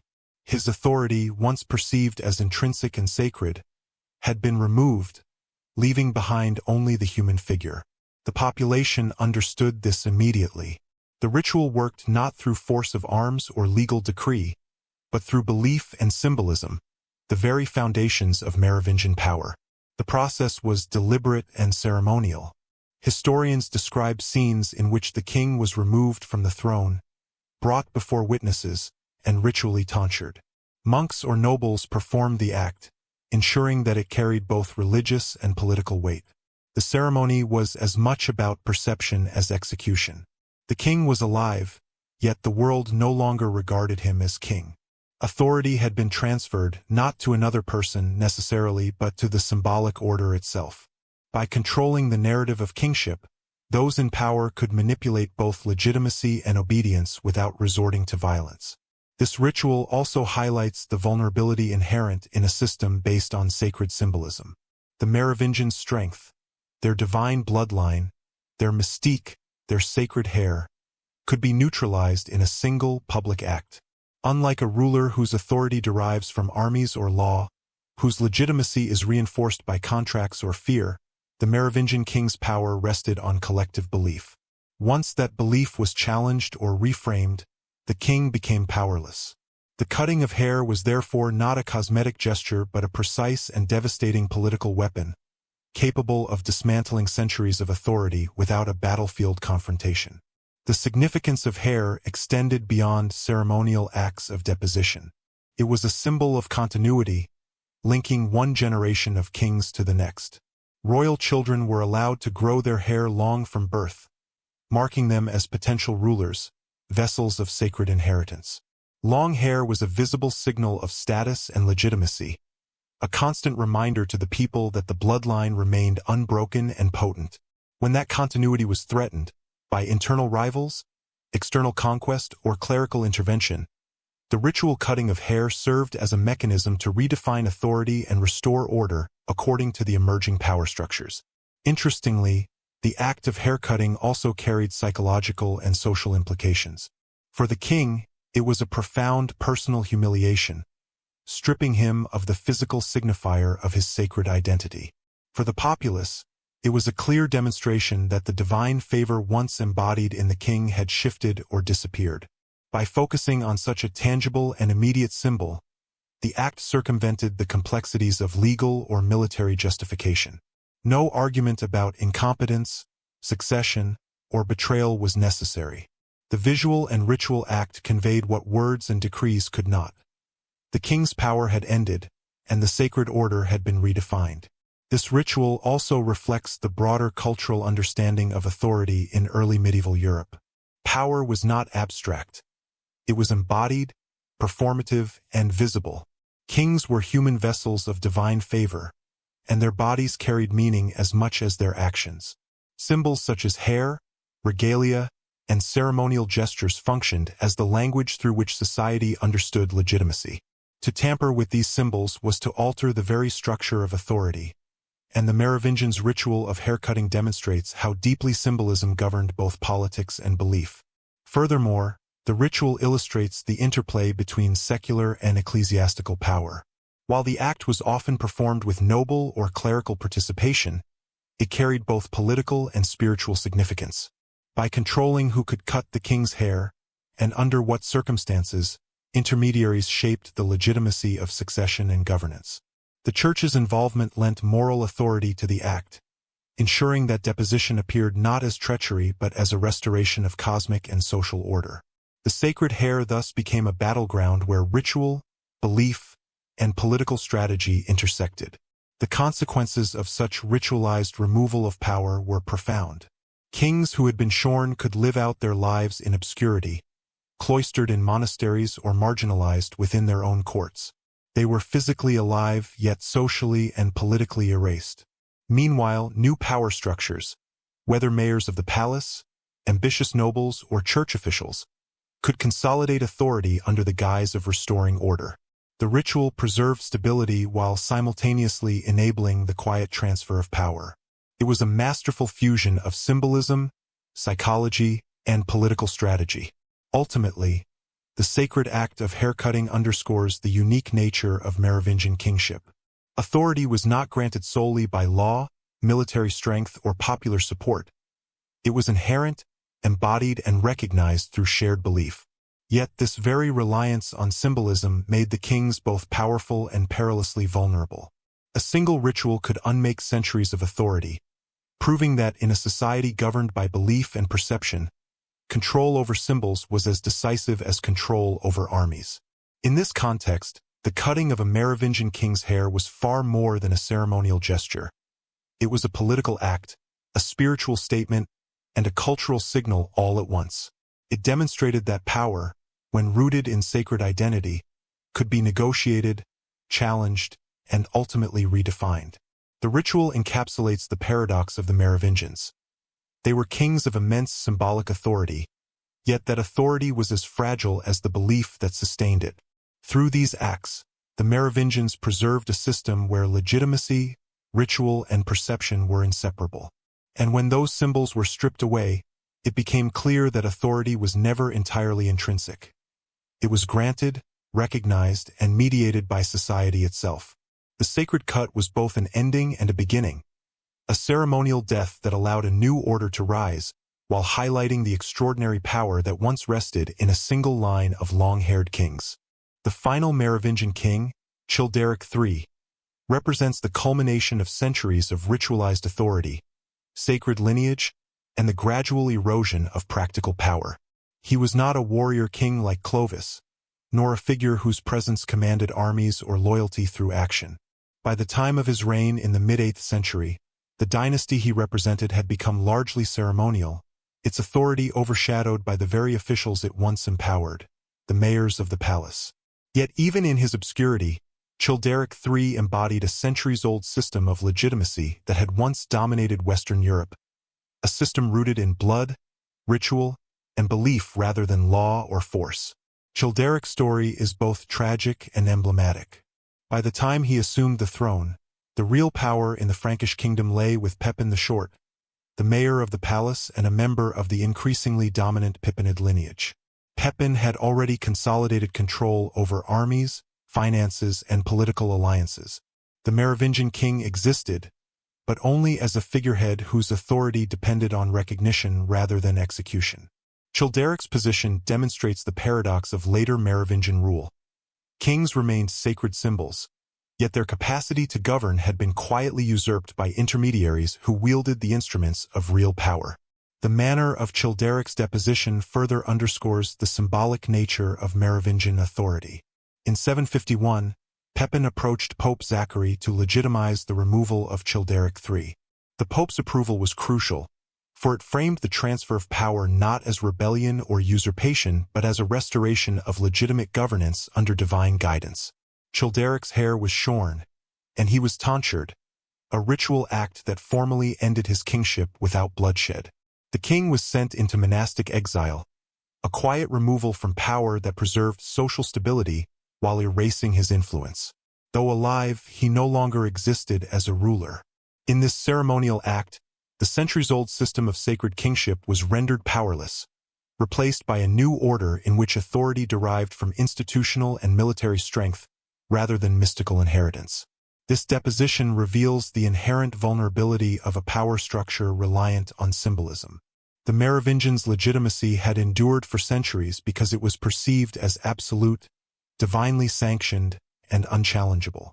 Yet the moment societal and institutional frameworks evolved, through the rise of mayors of the palace, the expansion of the church's authority, and the emergence of centralized governance, the sacred aura could no longer sustain effective rule on its own. Childeric III's removal illustrates a crucial principle. Power that relies primarily on belief is profoundly fragile when confronted by those who command practical authority. Childeric's fate also highlights the intersection of religion and politics. By involving the Pope, Pepin transformed what might have been a political coup into a sanctioned transfer of authority. The Church's endorsement conferred moral legitimacy, ensuring that the deposition did not provoke widespread rebellion or undermine the sacred order entirely. In essence, the removal of Childeric III demonstrates the new logic of power in early medieval Europe. Legitimacy required both practical control and ecclesiastical approval. Sacred lineage alone, once the foundation of authority, was no longer sufficient. Yet even in his exile, Childeric's presence lingered symbolically. The Merovingian bloodline, though politically marginalized, retained cultural and psychological power. Among certain nobles, warriors, and chroniclers, the kingship of the Merovingians continued to be recognized as sacred. Childeric III's tonsuring did not erase the idea that the Merovingian line had once been extraordinary. It only redefined its role in the evolving political landscape. The dynasty's legacy persisted in ritual memory, genealogy, and the myths surrounding their sacred authority, proving that even ceremonial kingship could exert influence long after its practical power had vanished. Childeric's deposition also marked the transition from one model of kingship to another. The Merovingians had ruled through the inherent sanctity of blood, the mystique of long hair, and the performance of ritual. Pepin and the Carolingians, by contrast, emphasized military competence, administrative skill, and ecclesiastical sanction as sources of legitimacy. Authority became measurable, transferable, and negotiable, rather than mystical and immutable. This shift reflects broader societal changes: the rise of institutional power, the consolidation of military resources, and the Church's growing role as arbiter of both spiritual and temporal affairs. The story of Childeric III emphasizes the human stakes of dynastic transition. For the king himself, deposition was both a personal and political annihilation. Once a vessel of sacred power, he became an exile, stripped of ritual significance, confined to a monastery, and removed from history's immediate stage. For the Merovingian dynasty, his removal signaled the formal end of centuries-old authority, the final ceremonial closure of a lineage that had once embodied divine kingship in its purest form. Yet, paradoxically, the dynasty's ideas and symbolism would continue to shape European concepts of legitimacy and royal authority long after its political relevance had disappeared. The narrative of Childeric III also serves as a cautionary tale about the relationship between perception and power. Sacred authority, once unquestioned, can be rendered irrelevant if society and institutions begin to recognize a different source of legitimacy. In the Merovingian case, the king's mystical bloodline, his sacred rituals, and his symbolic presence could not compete with the tangible power of armies, bureaucratic control, and ecclesiastical endorsement. The deposition of Childeric III demonstrates that legitimacy alone, unaccompanied by the mechanisms to enforce it, is insufficient to sustain rule in a changing political landscape. Finally, Childeric III's story underscores the enduring resonance of symbols. Although politically eclipsed, the Merovingians' ritual, ceremonial, and mythic heritage continued to inspire fascination, speculation, and even reverence in subsequent generations. The memory of kings whose authority derived from blood, hair, and sacred ritual left an imprint on European imagination, influencing notions of divine right, hereditary monarchy, and the intertwining of the spiritual and temporal. The dynasty's disappearance from power was complete, yet its symbolic legacy remained potent, a reminder that influence often survives where tangible authority cannot. In examining Childeric III and the end of the Merovingian line, one sees both an ending and a transition. The sacred kingship that had governed through belief and ritual was replaced by a model that required action, institutional support, and ecclesiastical sanction. Yet even in this transition, the legacy of the Merovingians endured, shaping the cultural, spiritual, and political imagination of medieval Europe. Childeric III's life and deposition encapsulate the delicate balance between myth and reality, ritual and administration, and the enduring tension between the sacred and the practical that defined the Merovingian dynasty from its earliest origins to its final ceremonial king. The transition from Merovingian to Carolingian rule was not merely a dynastic change. It was a profound restructuring of political and religious authority in Western Europe. At the center of this transformation stood Pepin the Short, the mayor of the palace whose ambition, strategy, and alignment with the church allowed him to claim kingship formally. Pepin's ascent illustrates the culmination of centuries of shifting power, where practical control had quietly moved away from sacred kings to those who wielded administrative, military, and political authority. Yet his story is also one of careful negotiation, blending legitimacy, faith, and strategy to redefine the nature of rulership itself. Pepin understood the dual realities of authority. The Merovingian kings still embodied a sacred aura, their long hair, ritual, and bloodline carrying centuries of symbolic legitimacy. To remove one of these kings outright risked destabilizing the kingdom, Any overt act of usurpation could provoke rebellion or undermine the perception of divine order. Pepin's genius lay in recognizing that authority could be transferred legally and morally if framed correctly. By seeking papal approval, he transformed what could have been a coup into a sanctioned and divinely approved transition. In doing so, he ensured continuity, stability, and, most importantly, legitimacy. The role of the Church in Pepin's rise was crucial. By the mid-8th century, the papacy had grown in both spiritual and temporal influence. The Pope had authority not only over religious matters but also over moral and political legitimacy. In 751, Pepin appealed to Pope Zachary with a simple but profound question.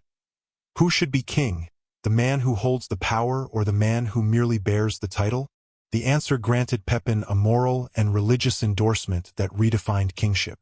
The Pope's approval did not just legitimize Pepin's rule. It reframed the relationship between sacred kingship and institutional authority.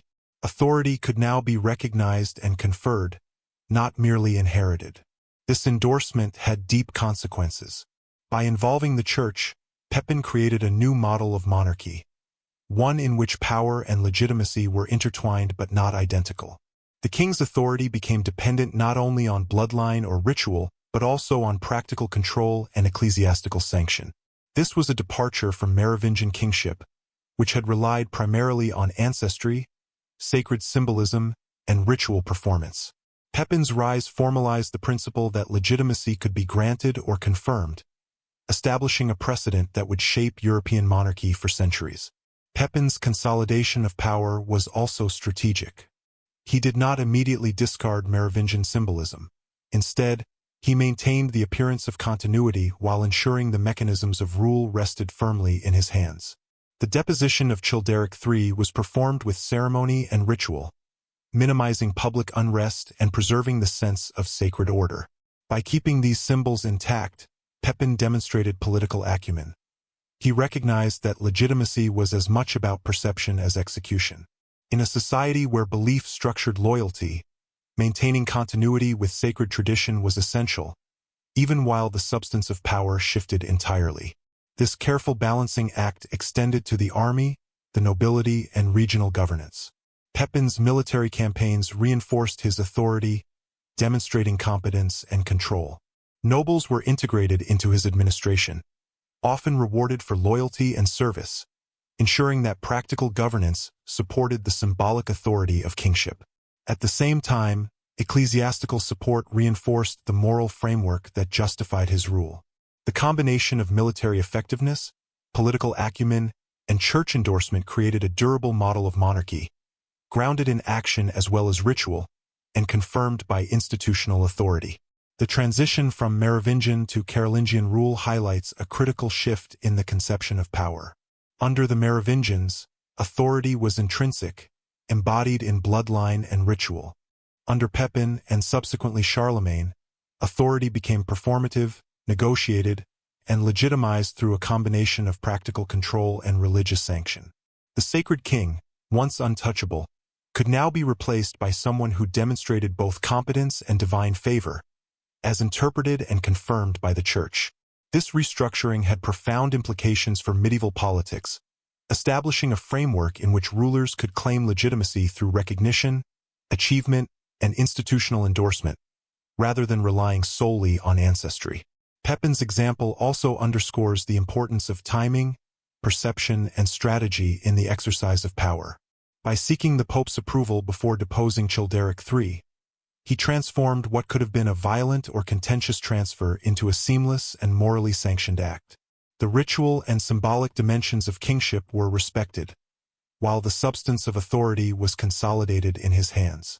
This careful choreography preserved social stability, reinforced legitimacy, and minimized resistance, a masterful combination of political acumen and ritual understanding. The broader implications of Pepin's rise extend beyond his own reign. By redefining the source of legitimacy, he laid the groundwork for the Carolingian Empire, a polity in which military strength, administrative competence, and ecclesiastical endorsement were intertwined. His actions also demonstrated that sacred symbols could be manipulated strategically, preserving continuity while enabling radical transformation.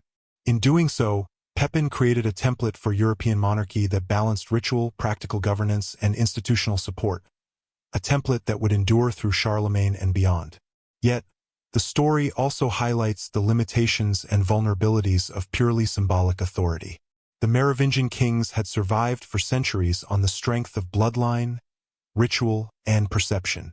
Yet, in an evolving political landscape, this form of legitimacy proved insufficient against intermediaries who controlled armies, finances, and political alliances. Pepin's rise illustrates a key lesson. Authority without the means to enforce it is fragile. Conversely, control over both perception and practice creates durable power, a principle that would define the Carolingian model of rulership. Finally, Pepin's ascent reflects a broader cultural and historical shift. The Frankish kingdom, once ruled by sacred kings whose authority was inherent, was now governed by rulers who combined inherited legitimacy, practical capability, and ecclesiastical sanction. The Church's role as arbiter of legitimacy became formalized, reinforcing its influence in both spiritual and temporal matters. The sacred kingship of the Merovingians was not erased but repurposed, integrated into a system that balanced ritual, perception, and action. In examining Pepin the Short's rise, one sees the culmination of centuries of political evolution, the sacred authority of the Merovingians, the administrative and military competence of intermediaries, and the growing moral and spiritual influence of the Church. His ascent was not merely a transfer of power. It was a redefinition of what kingship meant in early medieval Europe. Authority was no longer simply inherited or mystical. It was conferred, justified, and enacted through a combination of lineage, action, and institutional recognition. This transformation marked a turning point in European history, one that would shape the relationship between kings, the Church, and society for generations. The rise of the Carolingians was not simply a change of kings. It represented a profound rewriting of history, a deliberate reshaping of memory and narrative. With Pepin the Short's ascension and the deposition of Childeric III, the Carolingians inherited a kingdom long governed by sacred ritual, symbolic authority, and ancestral legitimacy. Yet they were determined not merely to rule but to redefine what rulership meant, recasting the Merovingian centuries of influence as a prelude to a new order, one grounded in institutional power, military competence, and ecclesiastical sanction. This rewriting was both political and historiographical, shaping how future generations would perceive the past. Central to this process was the reinterpretation of Merovingian authority. The early kings, from Merovec to Clovis, had ruled through a combination of sacred lineage, ritualized behavior, and symbolic presence. Their legitimacy flowed from blood, ceremony, and belief, creating a system in which kingship was almost inseparable from divine favor. The Merovingians' long hair, their participation in sacred rites, and the myths surrounding their origins underscored this unique model of rule. Yet the Carolingians, having seized practical control, sought to minimize the apparent power of their predecessors. Chronicles began to emphasize the so-called do-nothing nature of the later Merovingian kings, casting them as passive, indecisive, and irrelevant. This reinterpretation justified the Carolingians' rise, framing their assumption of power as a necessary correction rather than a usurpation. The rewriting of history was both subtle and pervasive. By framing the Merovingians as ceremonial figures whose authority had waned, the Carolingians reinforced their own legitimacy. Pepin and his successors were portrayed as active, competent rulers who restored order to a kingdom previously mired in inefficiency. The narrative emphasized the contrast between symbolic kingship, which relied on bloodline and ritual, and effective kingship, which required action, military strength, and administrative skill. In doing so, the Carolingians not only legitimized their rule but also redefined the very parameters of what it meant to be a king. Religious authority played a central role in this historical reconstruction.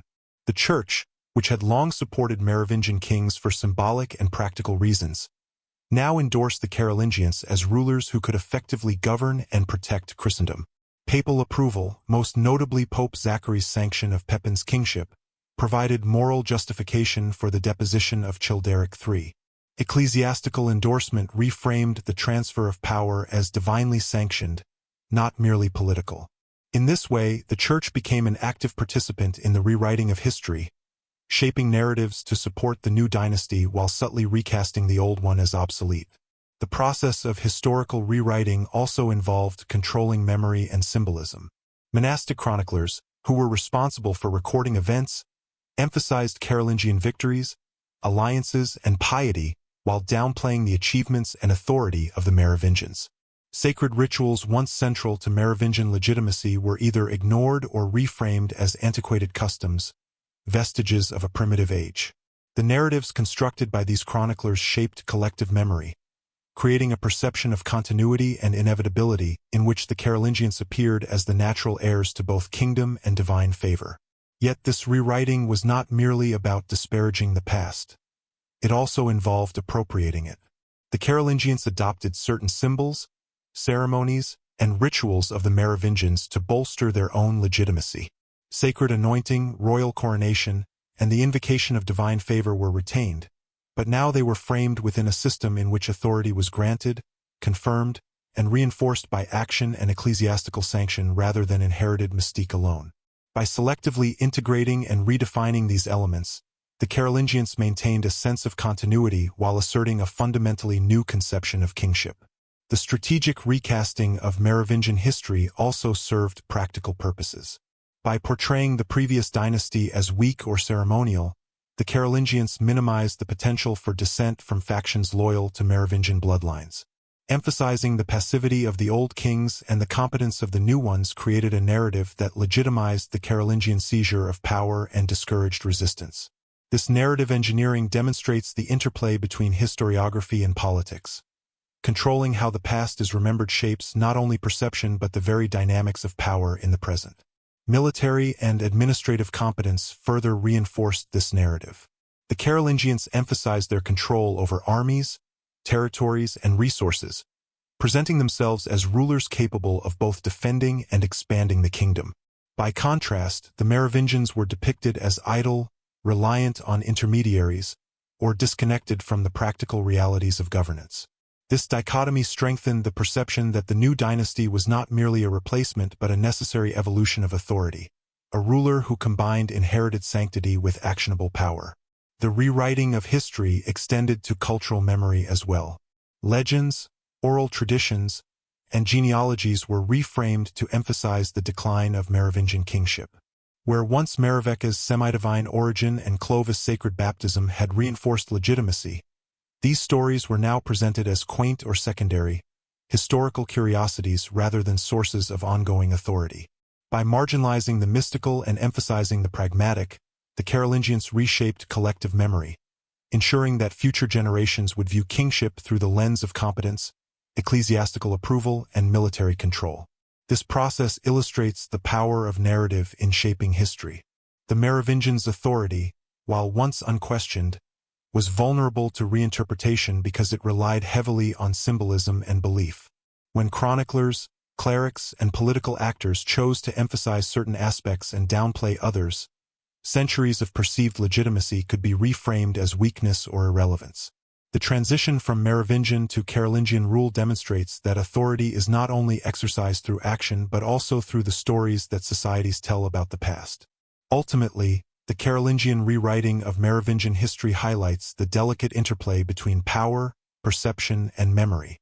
By reframing the narrative, Pepin and his successors established a new model of kingship, one in which legitimacy was conferred by both institutional endorsement and practical competence, rather than inherited mystique alone.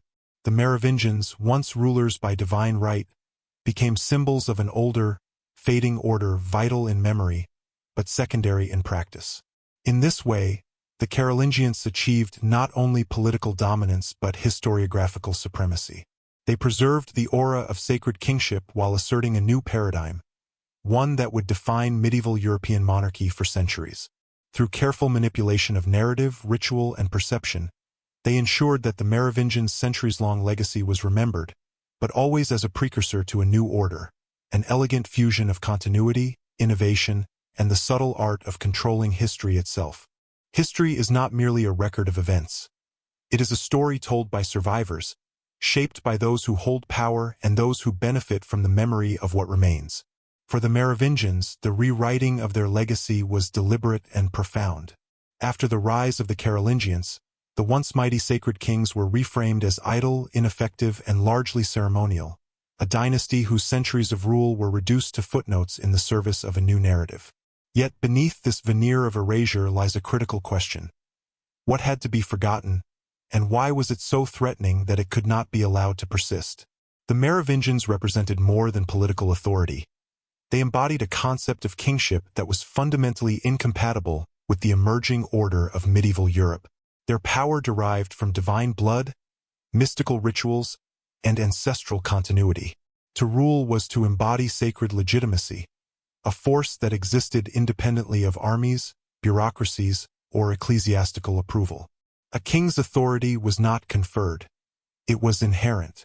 This form of power was potent but also subversive. It suggested that legitimacy could exist outside institutional sanction, that obedience could be demanded by birthright and belief rather than law or church decree. The threat this posed to emerging powers was clear. The Carolingians, as mayors of the palace and eventually kings, relied on control over armies, administration, and the church to consolidate authority. A system in which legitimacy could be inherited through blood and ritual undermined this control. The sacred kings, even if largely symbolic by the 8th century, represented an alternative model of authority that could inspire resistance or loyalty independent of the new rulers.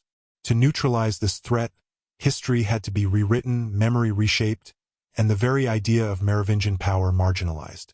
What had to be forgotten was not simply the kings themselves, but the principles that underpinned their rule.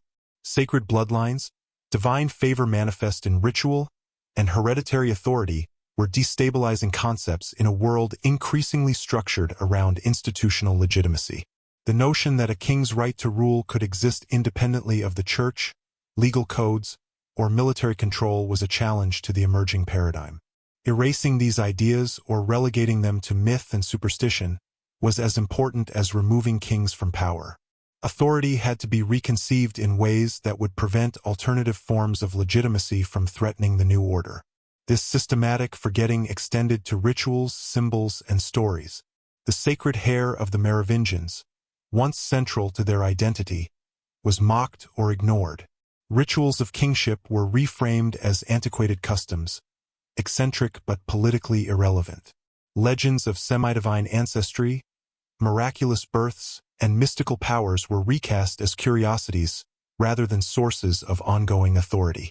By delegitimizing these elements, the Carolingians and their chroniclers effectively removed the tools through which the Merovingians could inspire loyalty, command obedience, or challenge institutional power.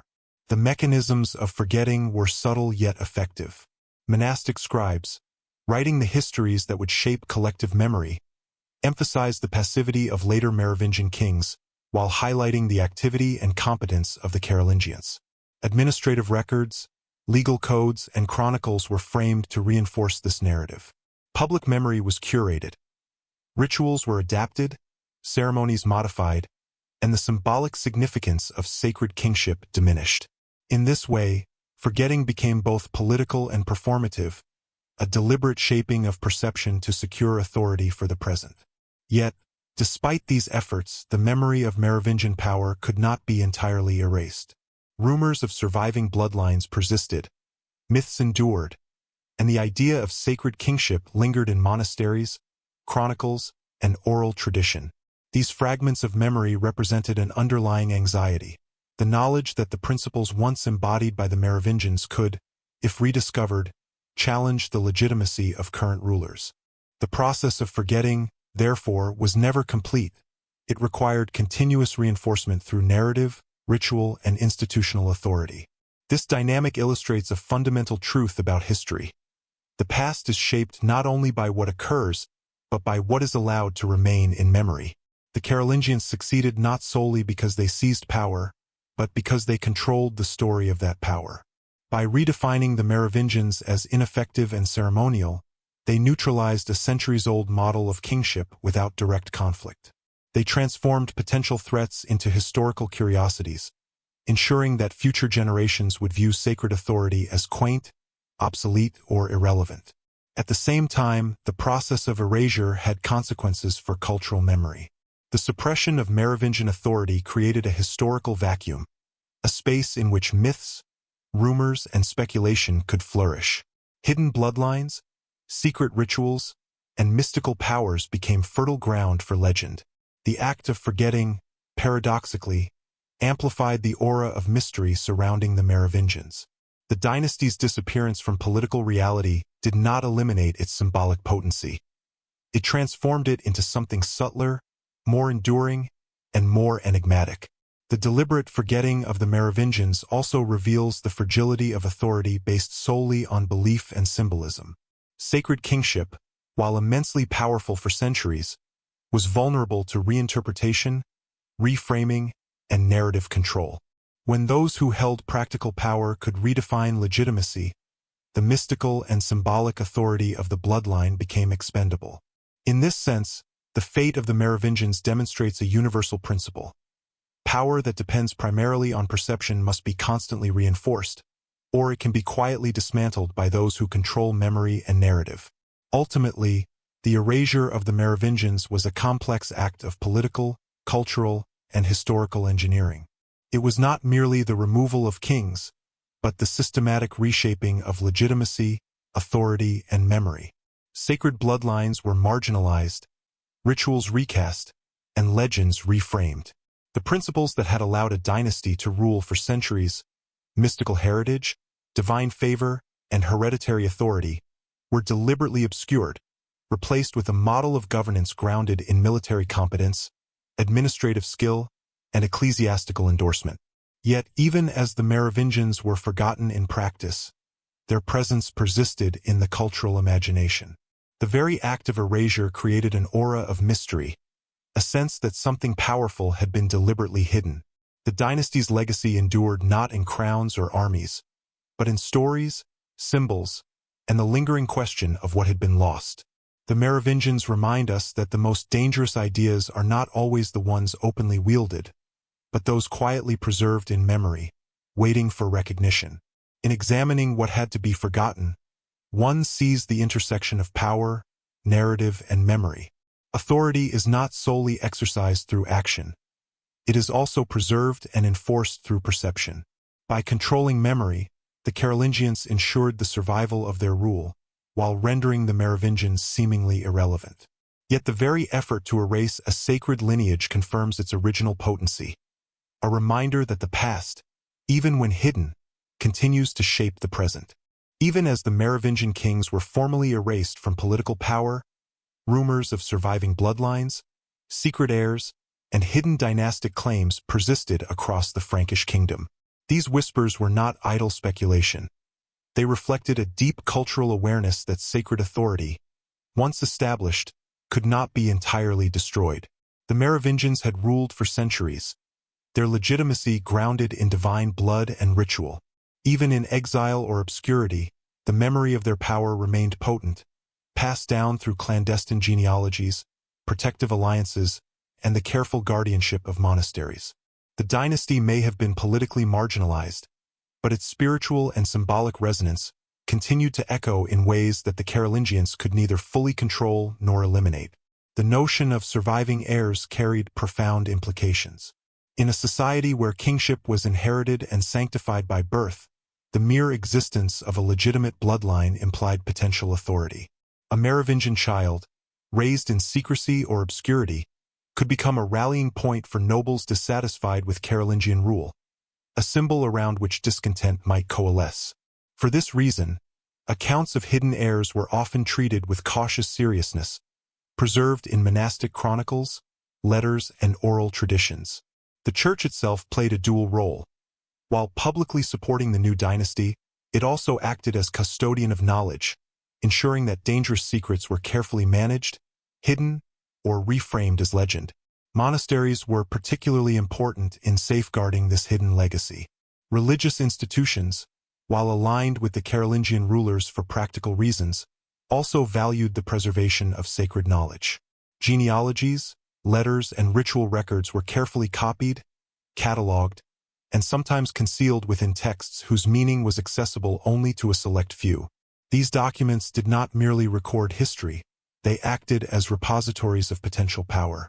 A monk or abbot who understood a family tree, recognized a ritual, or recalled a forgotten oath-held knowledge that could, in theory, challenge the prevailing order. In this way, the Merovingian legacy persisted not in overt authority, but in hidden networks of memory and influence. The concept of a hidden bloodline also fed into broader cultural myths. Tales of miraculous births, secret heirs, and kings in exile circulated in the popular imagination, blending historical memory with legend. Some accounts suggested that Merovingian descendants had been quietly absorbed into noble families, their lineage preserved through strategic marriages and discreet alliances. Others implied that the sacred qualities of the bloodline, healing powers, divine favor, or mystical presence, could endure even without formal recognition. These stories were more than folklore. They reinforced the enduring symbolic potency of the dynasty, reminding the population that sacred kingship was not so easily extinguished. In addition, these hidden legacies had political ramifications.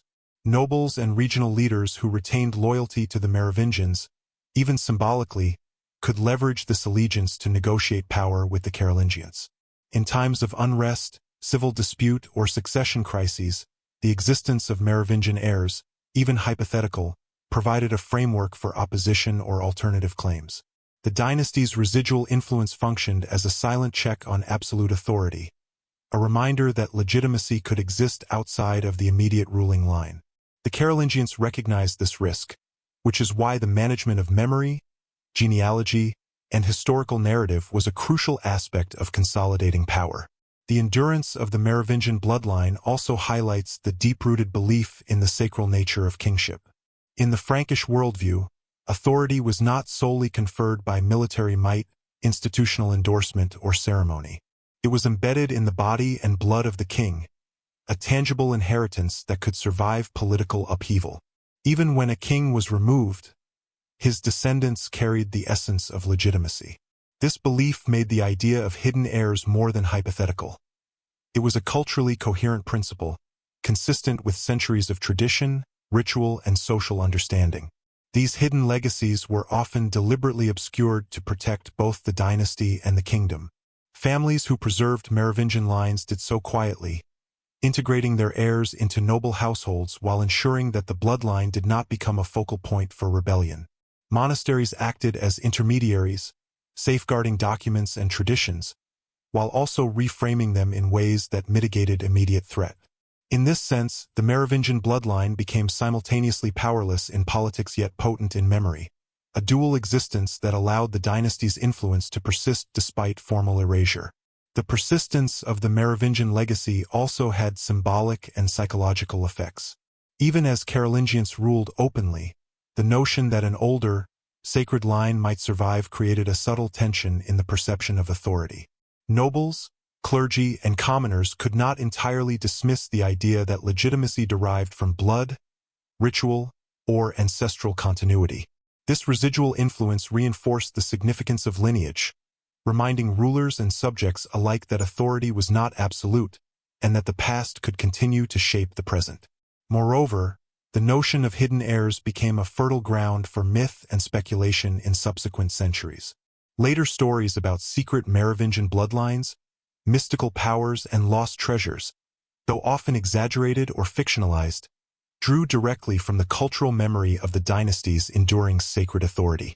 These narratives reinforced the sense that the Merovingians had once held power so profound that it could not be fully erased, surviving instead in obscurity, secrecy, and legend.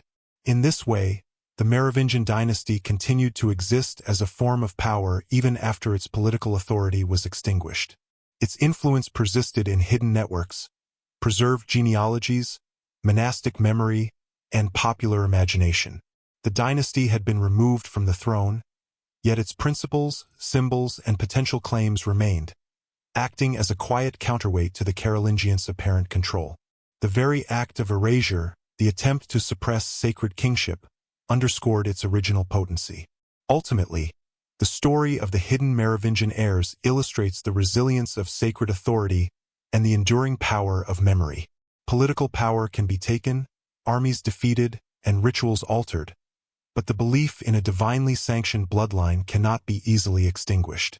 Even in exile, obscurity, or legend, the Merovingians persisted, reminding the world that legitimacy, once established, can survive in forms both visible and invisible, tangible and symbolic. The dynasty's hidden legacy demonstrates that history is not only about rulers who sit upon thrones, but also about the ideas, rituals, and bloodlines that endure quietly, shaping the imagination, culture, and politics of generations to come. The Merovingians may have vanished from formal power, but their influence, preserved in secrecy and myth, continued to ripple through the Frankish kingdom and beyond, an invisible yet undeniable testament to the enduring potency of sacred kingship.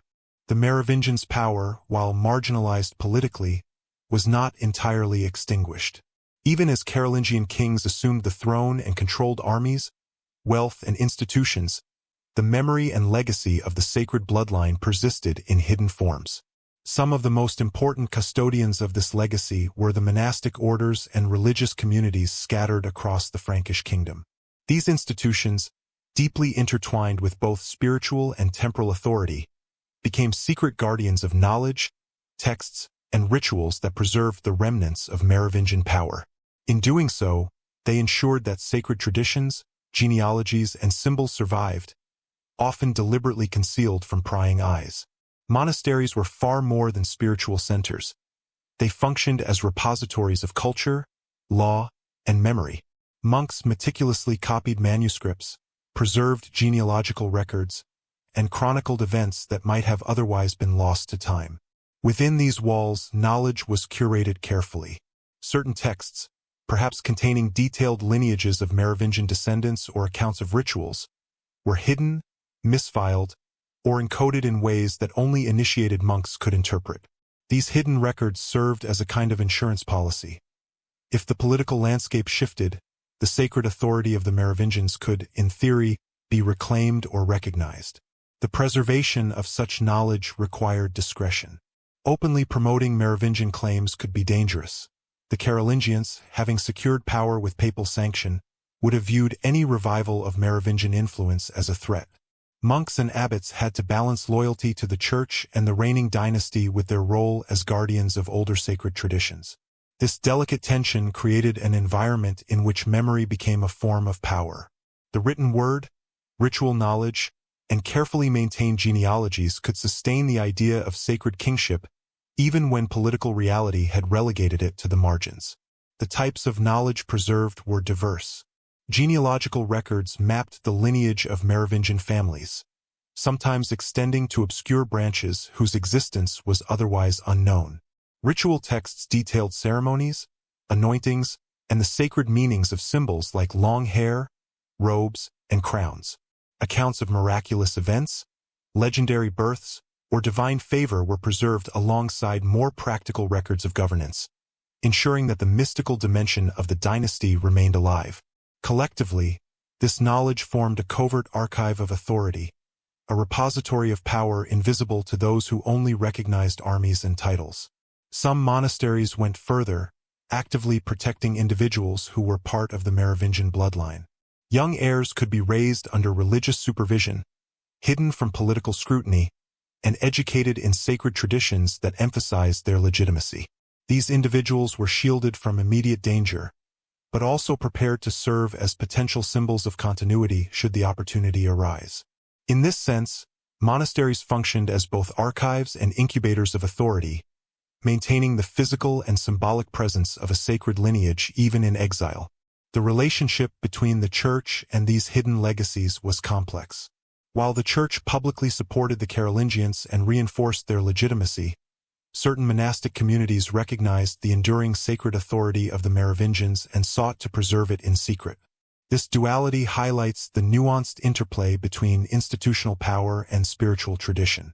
Religious institutions were not simply passive observers. They actively mediated the transmission of legitimacy, determining which aspects of the past were recorded, concealed, or emphasized. In doing so, they became invisible actors in the preservation of Merovingian influence. This concealment also underscores the enduring cultural and psychological power of the dynasty. Even when stripped of political authority, the Merovingians' sacred status continued to inspire belief, awe, and loyalty. Symbols like long hair, ritual practices, and mythic genealogies carried weight precisely because they were hidden. Secrecy amplified their potency. A knowledge known only to a select few becomes more powerful, more mystical, and more dangerous. The act of hiding knowledge created an aura of invincibility. It suggested that the dynasty's authority could never be entirely destroyed, only suspended. The survival of this knowledge also had broader implications for power and governance. While the Carolingians wielded armies and controlled the throne, they could never fully erase the potential legitimacy of a Merovingian heir. Even a rumor of a surviving bloodline could inspire dissent, rebellion, or challenges to authority. This latent influence demonstrates a fundamental principle. Power is not only exercised through visible structures, but also preserved through memory, narrative, and secrecy. Monasteries, by safeguarding this knowledge, maintained a subtle counterweight to the dominant political order. Furthermore, the hidden Merovingian legacy contributed to the development of esoteric traditions and mystical speculation in medieval Europe. Tales of secret bloodlines, sacred rituals, and preserved knowledge fed into broader narratives about hidden power, divine favor, and the continuity of authority beyond observable politics. These ideas would resonate for centuries, influencing both historical interpretation and cultural imagination. The Merovingians became symbols of a power that existed beyond ordinary governance, a force that persisted in secrecy and memory even when it could not assert itself openly. In essence, the monasteries and religious orders acted as guardians of forbidden memory, ensuring that the principles of Merovingian authority survived despite centuries of marginalization. Sacred rituals, genealogical records, and mystical knowledge were curated, protected, and transmitted across generations. Even as the Carolingians reshaped history and assumed control, the potential for Merovingian influence remained, encoded in manuscripts, hidden in archives, and preserved in the cultural imagination. The story of these hidden legacies illustrates the remarkable resilience of sacred authority. While political power is tangible, enforceable, and visible, symbolic and spiritual legitimacy can endure in ways that defy immediate control. By protecting the knowledge and potential heirs of the Merovingians, monasteries ensured that the dynasty's influence persisted, quietly shaping culture, belief, and historical memory long after its kings had been deposed. Ultimately, the guardians of Merovingian memory reveal that power is not only exercised through thrones and armies, but also through knowledge, secrecy, and preservation. Even a dynasty formally removed from the stage of history can continue to exert influence, sustained by those who understand the value of memory, ritual, and bloodline.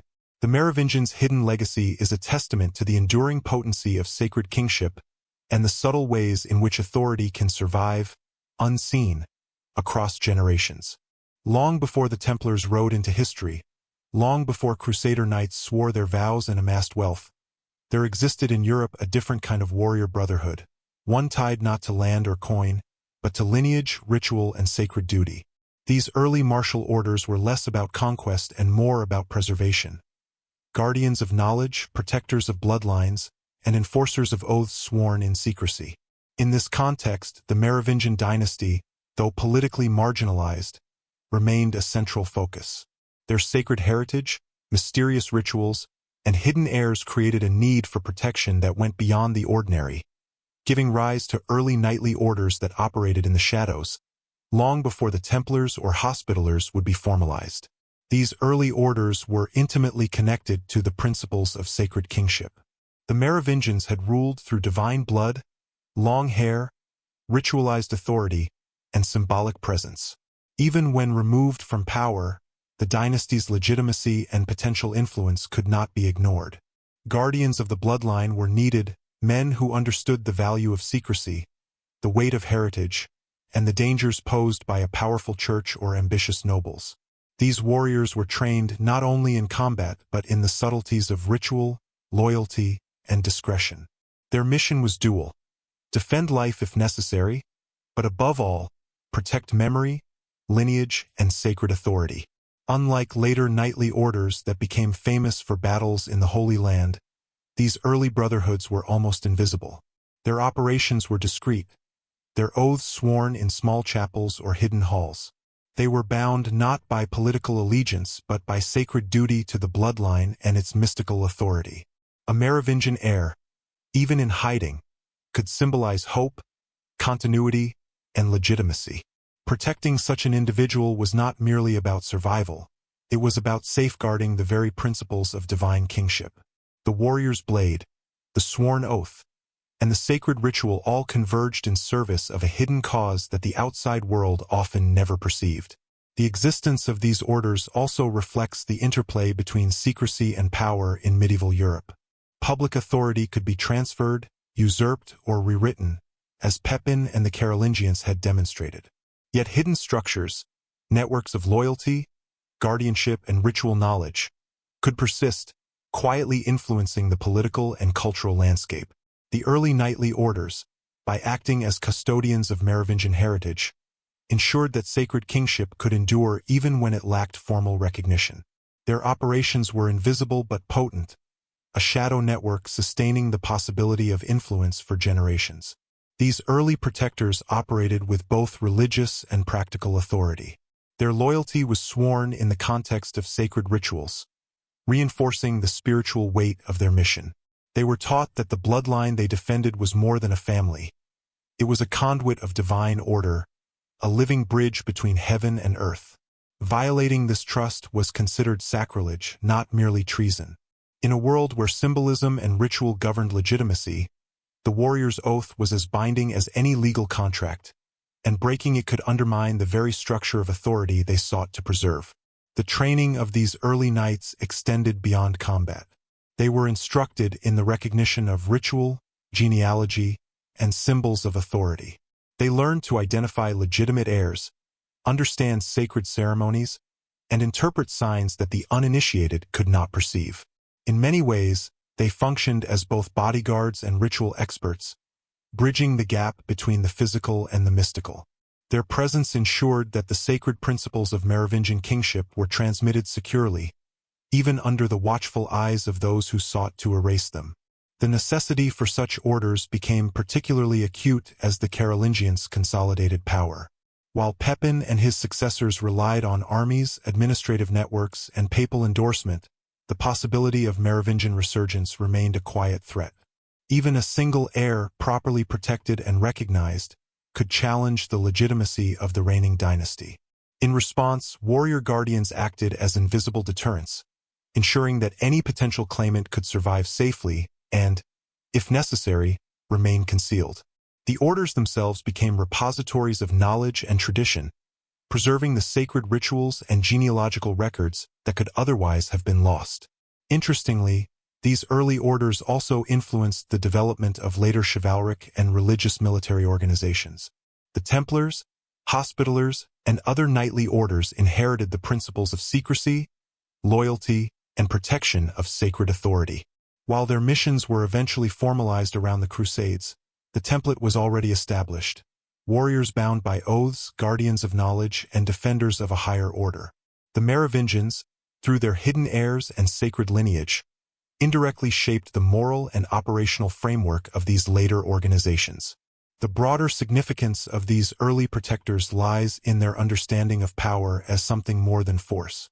Authority is often visible in armies, titles, and crowns, but it is also intangible, embedded in bloodlines, rituals, and memory. These brotherhoods recognized that true strength lay in safeguarding the principles that underpinned legitimacy. By doing so, they ensured that even a dynasty stripped of formal power could continue to influence culture, perception, and political imagination. In essence, the existence of these early knightly orders illustrates the persistence of sacred authority in hidden form. The Merovingians, though politically eclipsed, remained a potent symbol of divine kingship. The guardianship provided by these warrior brotherhoods ensured that this authority was not lost to history. They acted as custodians of knowledge, enforcers of ritual, and protectors of potential heirs, maintaining continuity across generations even under the pressure of displacement and political marginalization. Through these hidden networks, the Merovingians' sacred legacy endured.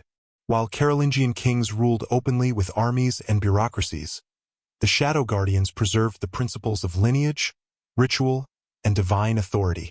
Their work demonstrates that power is multi-layered. It exists both in visible structures and in secret custodianship, in ceremonial presence and in the quiet guardianship of belief.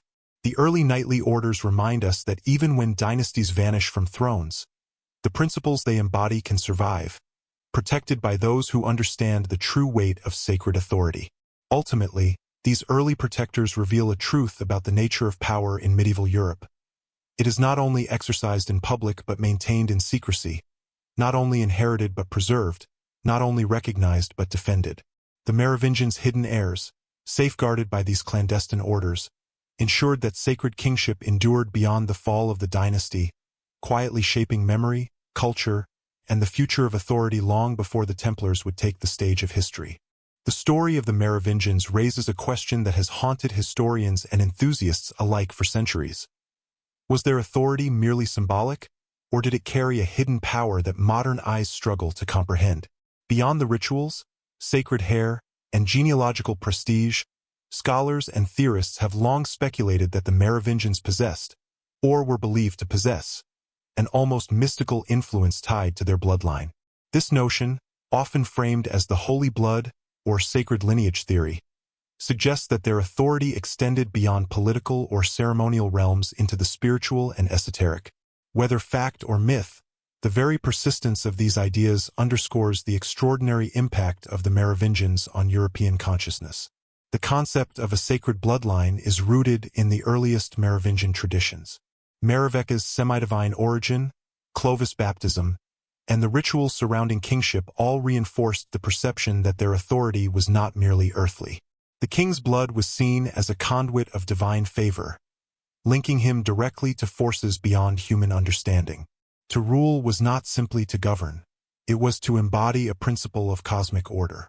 This principle was difficult, if not impossible, to extinguish, even when the dynasty's political relevance waned. The bloodline itself carried meaning, a spiritual potency that survived the erosion of practical power. Modern interpretations often frame these beliefs through the lens of speculation or conspiracy.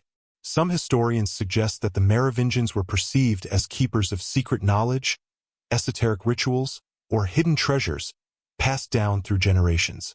These ideas, while difficult to substantiate with empirical evidence, are consistent with contemporary understandings of sacred kingship. In a society where symbolism, ritual, and ancestry determined legitimacy, it is plausible that such beliefs were widely held. The mystical Merovingian became not only a historical reality, but a cultural and psychological phenomenon, inspiring both reverence and fear. Central to these theories is the notion that sacred bloodlines confer more than mere legitimacy. They provide a form of influence that transcends ordinary authority. In early medieval Europe, divine favor and mystical inheritance were considered real, actionable forces. Kings who bore sacred blood were believed capable of miracles, of ensuring prosperity or misfortune, and of maintaining the spiritual health of the realm. Even subtle gestures, rituals, or symbolic acts could reinforce this perception, shaping loyalty, obedience, and fear. From this perspective, the Merovingians' power may have been less tangible in modern terms but no less potent in their historical context. The persistence of these ideas is also linked to the secrecy surrounding the dynasty. As the Carolingians replaced the Merovingians, many rituals, genealogies, and symbols were deliberately obscured.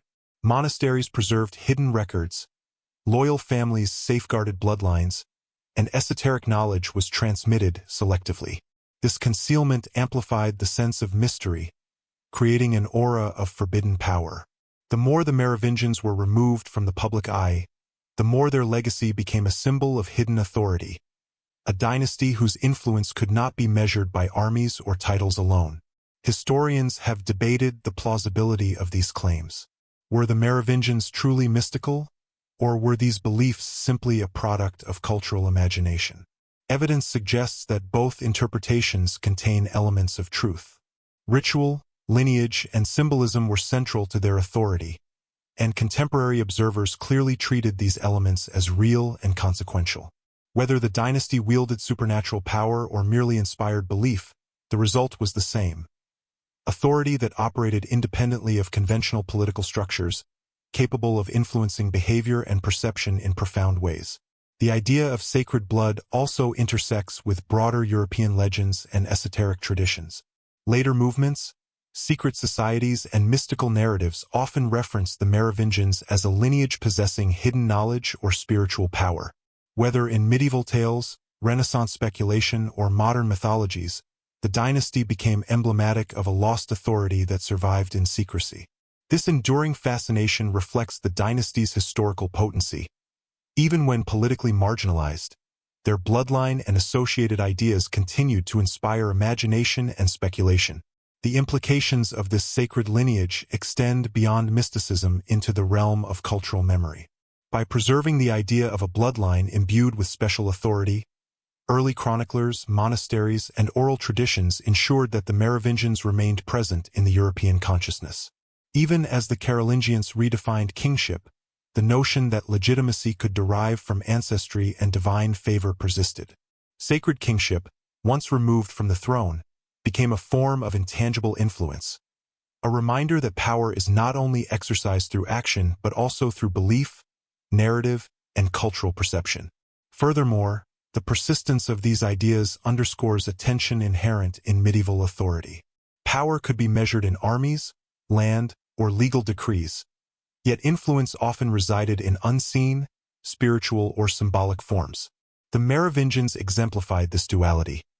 Their practical power diminished, but their symbolic and mystical authority remained, preserved in secrecy and imagination. Even generations later, their lineage inspired stories of hidden heirs, mystical bloodlines, and secret rituals, a testimony to the enduring resonance of sacred kingship. Ultimately, the question of sacred bloodlines invites reflection on the nature of authority itself. What makes a ruler powerful? Is it armies and administration, or the perception of legitimacy rooted in ritual, ancestry, and belief? The Merovingians suggest that authority is multidimensional. Political control can be stripped away, ceremonies can be replaced, and dynasties can be deposed. But the power of belief, transmitted through blood, ritual, and memory, can endure far longer than the instruments of earthly governance. In considering the sacred lineage of the Merovingians, one sees a dynasty whose influence transcended the material realm. Their power, though often invisible, persisted in hidden heirs, secret rituals, and the imagination of contemporaries. Whether interpreted as literal mystical force or as culturally constructed authority, the Merovingians demonstrate that legitimacy and influence in early medieval Europe were not solely derived from force or law. They were inseparable from the sacred, the symbolic, and the hidden. The enduring fascination with their bloodlines, centuries after their deposition, highlights the extraordinary resilience of these principles. Sacred authority, once established, can survive exile, suppression, and narrative erasure. The Merovingians, even as a shadow dynasty, continued to shape European culture, belief, and imagination, leaving behind a legacy that was as mysterious as it was powerful. In this light, their story is not merely one of kings and politics, but of ideas, symbols, and authority that transcends the visible world. The Merovingians' enduring mystique did not exist in a vacuum. It intersected with geography, architecture, and hidden spaces that reinforced their legacy. Across the former Frankish territories, churches, monasteries, and ancient burial sites became repositories of memory, myth, and potential power. These places were more than religious centers or tombs. They were deliberate expressions of sacred authority, anchoring the dynasty's spiritual and cultural influence long after its political dominance had faded. To understand the Merovingians fully, one must examine the physical landscapes they inhabited, spaces where bloodlines, rituals, and memory were inscribed into stone, soil, and sacred geography. Merovingian burial practices offer a glimpse into how the dynasty intertwined sacred authority with place. Kings were not interred casually. Their tombs were designed to reflect both their temporal power and spiritual significance. Archaeological evidence shows that early Merovingian rulers were often buried with regalia, jewelry, weapons, and objects of ritual importance, symbolically linking the living and the dead, the sacred and the secular. These burials were intended to reinforce the perception of the king as an embodiment of divine authority, even in death. The placement of tombs in churches or near sacred relics further amplified this effect, creating spaces where memory, belief, and ritual converged. Churches and monasteries played a dual role as both active centers of religious life and guardians of dynastic memory. Many were founded or supported by the Merovingians themselves, serving as tangible expressions of the dynasty's sanctity and benevolence. Over time, these institutions preserved genealogies, relics, and documents that attested to the sacred authority of the kings. Even as Carolingians assumed political control, these sites continued to house records and objects that maintained the symbolic presence of the Merovingians. In essence, the physical landscape became a living archive of power that could survive political suppression. Hidden chambers, crypts, and secret reliquaries were particularly significant. Some monasteries reportedly contained concealed passages or storage rooms where texts, artifacts, and sacred objects were kept from prying eyes. These spaces allowed the preservation of knowledge and ritual practice associated with the Merovingians without openly challenging the reigning dynasty. Such concealment highlights the dynasty's ongoing influence. Even when politically marginalized, their legacy remained active, guarded by those who understood its spiritual and symbolic importance. Geography itself played a symbolic role. Certain locations, rivers, hilltops, and crossroads were considered potent in early medieval Europe. The Merovingians, like many early dynasties, were acutely aware of these symbolic landscapes. Rituals, assemblies, and burials were often conducted in places charged with spiritual or cultural significance. These sites reinforced the perception of divine favor and sacred authority, creating a geography of power that extended beyond the king's immediate court or palace. Even after political power shifted, these sacred sites acted as reminders of the Merovingians' historical and symbolic dominance. Architecture further amplified this legacy. Early Merovingian churches incorporated unique stylistic elements that signaled royal patronage, spiritual authority, and continuity with sacred tradition.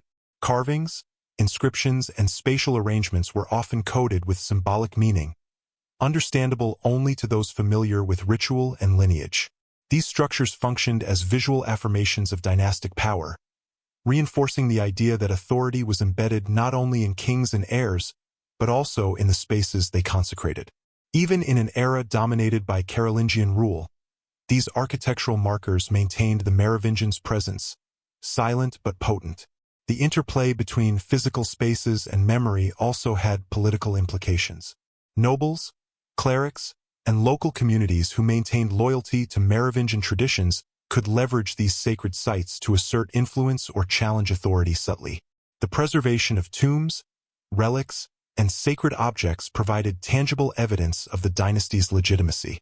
In times of unrest, these physical anchors of memory could become focal points for political action, rallying loyalty or inspiring resistance. The landscape itself, therefore, functioned as both repository and instrument of power. Moreover, the secrecy surrounding certain sites amplified their mystique. Hidden relics, concealed crypts, and obscure documents contributed to the perception that the Merovingians retained a kind of unseen authority. The very act of concealment suggested value and power. If these objects were preserved and protected, they must carry significance. Monasteries and noble households acted as stewards, transmitting not just material objects, but the symbolic potency associated with them. This hidden infrastructure ensured that the Merovingians' influence persisted, even in exile or obscurity. The symbolic landscapes of the Merovingians also extended into popular culture and oral tradition. Folk stories, local legends, and ritual practices often referenced sacred sites, mysterious tombs, or hidden treasures associated with the dynasty. These narratives reinforced the idea that authority could exist beyond the throne, embedded in objects, spaces, and ritual acts. The dynasty's sacredness, intertwined with geography and architecture, created a multi-layered network of influence that operated quietly yet powerfully across regions. Ultimately, the physical and symbolic landscapes of the Merovingians illustrate how power can persist independently of political control. Tombs, churches, monasteries, and sacred sites preserved not only memory but also potential legitimacy. The dynasty's influence was encoded in stone, soil, and ritual, ensuring that even as Carolingians ruled openly, the Merovingians remained present in the cultural and spiritual imagination. Authority, in this sense, was as much about the spaces one consecrates and preserves as the armies one commands or the crowns one wears. In understanding these sacred landscapes, one sees that the Merovingians' legacy was not confined to history books or chronicles. It was embedded in the very terrain of early medieval Europe, preserved in sites of memory, ritual, and symbolism. Even centuries after their political eclipse, their presence could be felt in hidden crypts, consecrated churches, and the whispers of oral tradition. Geography and architecture became instruments of enduring influence, ensuring that the Merovingian sacred authority survived long after the last king had been deposed. The enduring resonance of these spaces demonstrates a profound truth about medieval power. It is inseparable from memory, ritual, and place. Authority can be displaced politically, yet preserved symbolically and materially. The Merovingians' sacred geography ensured that their legacy was not confined to the throne but embedded in the world itself, a silent, invisible, yet ever-present testament to the potency of sacred kingship. By the time the Merovingians had been formally eclipsed by the Carolingians, their political relevance had diminished, yet their symbolic and cultural resonance remained potent. The dynasty had survived for centuries not solely through conquest or administration, but through ritual, bloodline, and the shared belief of their people. Even in the absence of armies or legal authority, the Merovingians had created a template for legitimacy that could not be entirely erased. Their influence persisted through hidden heirs, sacred rituals, genealogical records, and cultural memory. In this sense, the Merovingians' power became less about governance and more about the intangible force of ideas, an enduring influence that continued to shape perception, loyalty, and imagination across generations. This enduring influence is evident in the myths, legends, and oral traditions that surrounded the dynasty long after its fall. Tales of hidden heirs, miraculous births, and secret powers circulated widely, often blending historical fact with folklore. Chroniclers, monks, and storytellers preserved these narratives, embedding them in the cultural consciousness. Even as Carolingians ruled openly, the notion of the Merovingians as sacred kings remained alive. The stories reinforced the idea that authority could exist independently of temporal power, rooted instead in blood, ritual, and divine favor. These narratives functioned as subtle reminders that the sacred kings had once been extraordinary, and that their legacy persisted even in exile or obscurity. The dynasty's symbolic power was amplified by its association with sacred rituals and objects. The long hair of the kings, the ceremonial acts of anointing, and the placement of tombs in consecrated churches were all more than mere tradition. They were instruments of legitimacy. Even when political control shifted, these symbols continued to carry meaning. The physical traces of the dynasty, from relics to architecture, became tangible anchors for the perception of authority. People may have bowed to Carolingian kings out of obligation or fear, but the memory of Merovingian sanctity lingered, subtly shaping perceptions of power and divine favor. Monasteries played a crucial role in preserving this legacy. Beyond serving as spiritual centers, they acted as repositories of knowledge, genealogical records, and ritual texts. Monks curated manuscripts that detailed the bloodlines, sacred ceremonies, and historical achievements of the Merovingians. Some monasteries reportedly hid objects or documents that could prove the legitimacy of hidden heirs or the continuity of the sacred line. These institutions became custodians of a shadow authority, preserving the dynasty's symbolic power even in the absence of political control.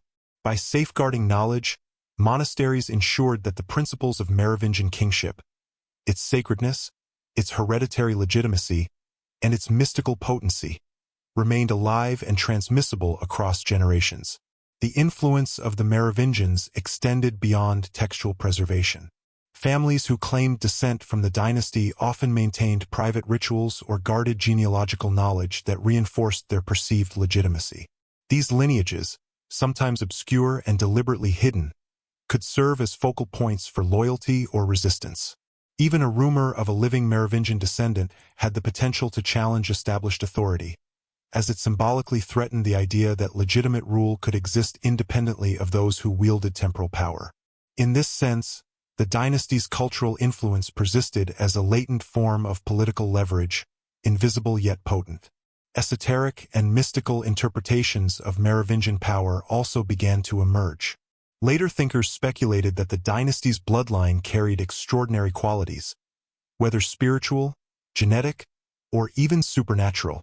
The perception that the Merovingians held secret knowledge, sacred authority, or divine favor contributed to a mythology that endured well into the medieval and early modern periods. These interpretations, while speculative, underscore the dynasty's lasting influence. The idea of sacred kingship was as important as the kings themselves, shaping cultural imagination and inspiring legends that outlived political realities.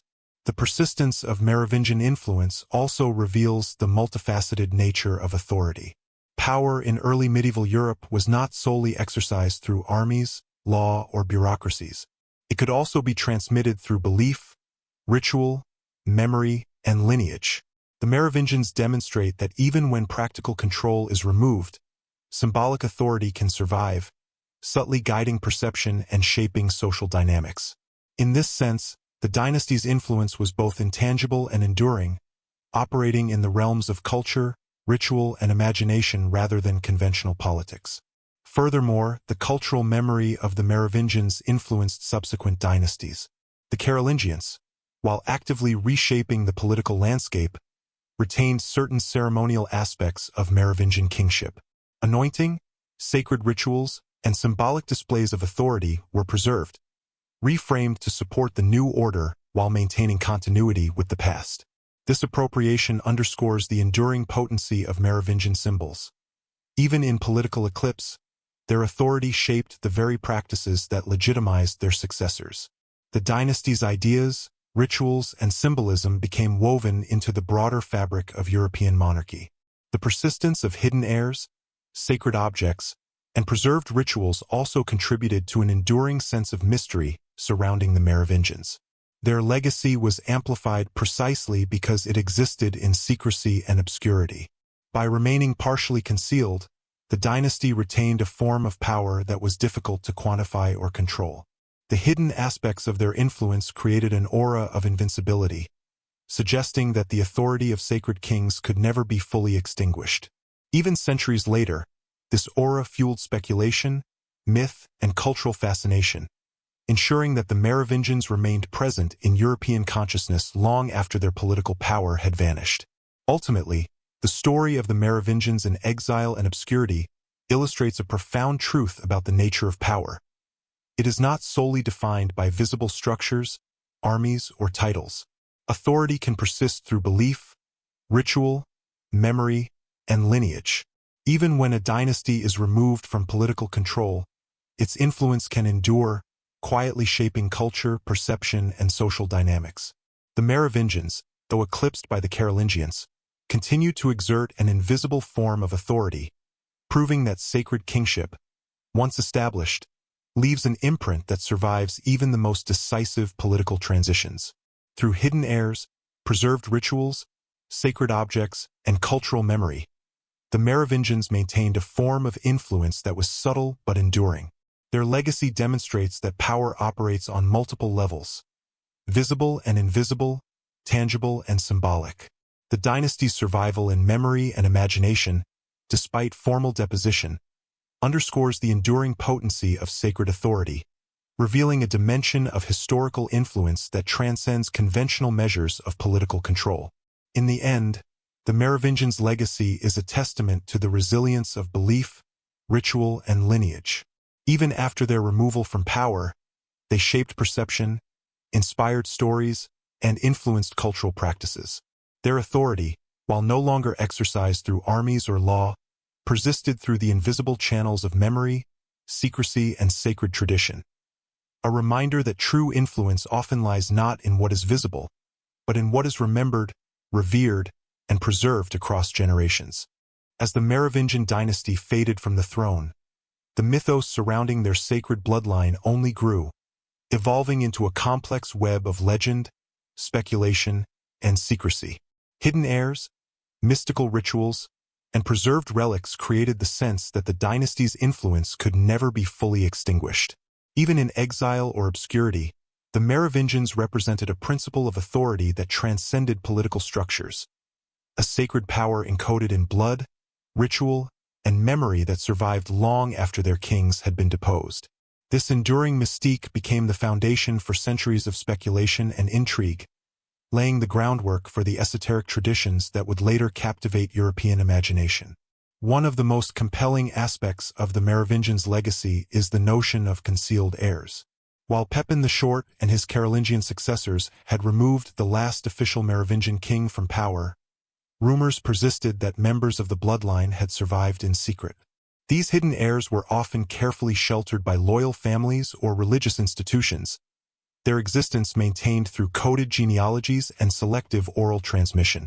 Monasteries played a particularly important role in this preservation. They functioned as both archives and guardians, ensuring that the sacred line, while politically dormant, remained alive in memory and potential influence. The secrecy surrounding these heirs was strategic. To reveal a legitimate Merovingian descendant in the presence of Carolingian rulers would have been politically dangerous, potentially triggering unrest or rebellion. Yet the very concealment of these individuals enhanced their symbolic power. If a bloodline can exist unseen, it suggests an enduring legitimacy beyond immediate control, a principle that could be mobilized, at least in theory, to challenge established authority. In this way, hidden Merovingian heirs were not merely historical curiosities. They were living embodiments of sacred continuity, a tangible reminder that legitimate authority could exist independently of the reigning power. Alongside hidden heirs, the preservation of sacred rituals and objects further reinforced the dynasty's enduring authority. Monks and clerics meticulously recorded ceremonies, anointings, and the symbolic meanings of royal regalia. Relics and ceremonial artifacts were carefully protected, often concealed within crypts, chapels, or secret repositories. These objects were more than historical artifacts. They were vessels of legitimacy, capable of affirming the sacred status of any rightful descendant. The Merovingians' authority was not simply political.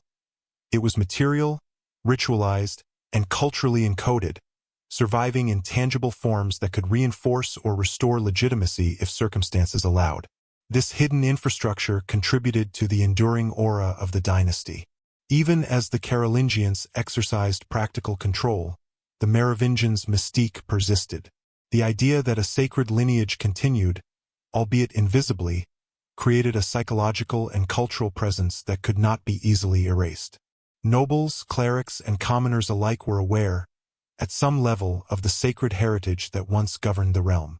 The notion of hidden power, bloodlines preserved in secrecy, rituals safeguarded, knowledge concealed, served as a subtle counterweight to visible authority, reminding the world that legitimacy might exist independently of reigning kings. Esoteric interpretations of Merovingian influence emerged over time, further enhancing the dynasty's mystique. Scholars, mystics, and later historians speculated that the Merovingians' bloodline carried spiritual or mystical qualities.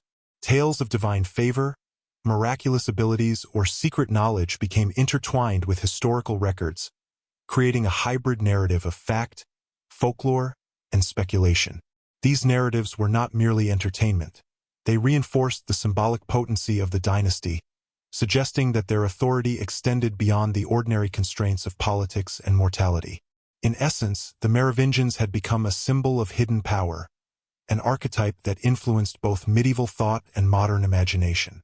The protective networks surrounding the Merovingians were complex. Noble families, monasteries, and secret societies acted as custodians of knowledge, bloodlines, and ritual practices. These networks ensured that the principles of sacred kingship were preserved, even when the dynasty itself had lost the throne. Their role was not merely archival. It was active. Guardianship involved education, ritual instruction, and sometimes the physical protection of individuals who could embody or restore Merovingian legitimacy. Through these networks, the dynasty's authority remained latent, a hidden force capable of reasserting itself under the right conditions. The persistence of these networks also had political implications. The mere belief in hidden heirs and sacred bloodlines could influence behavior, inspire loyalty, or shape alliances. Nobles and clerics aware of a potential Merovingian claimant might act cautiously, balancing allegiance to the Carolingians with the recognition of latent legitimacy. In this sense, the dynasty's influence was both tangible and psychological. Even absent direct power, the Merovingians retained an ability to affect decision-making, demonstrating that sacred authority can endure as an invisible, yet potent, force. Cultural memory played a central role in sustaining the dynasty's legacy. Chroniclers, bards, and oral tradition ensured that stories of the Merovingians survived, blending historical events with legend and moral instruction. Tales of miraculous kings, divine ancestry, and mystical rituals were preserved not only as history but as cultural touchstones. These stories reinforced the idea that the Merovingians were more than political figures. They were embodiments of a cosmic order, guardians of sacred authority whose influence could not be fully suppressed. Ultimately, the Merovingians' hidden heirs, safeguarded rituals, and secret networks demonstrate the multidimensional nature of power. Authority is not solely exercised through crowns, armies, or legal decrees. It can persist through belief, ritual, and memory, operating invisibly yet profoundly across generations. The dynasty's influence endured in secrecy, shaping cultural imagination, inspiring speculation, and maintaining a latent form of legitimacy even centuries after their formal deposition.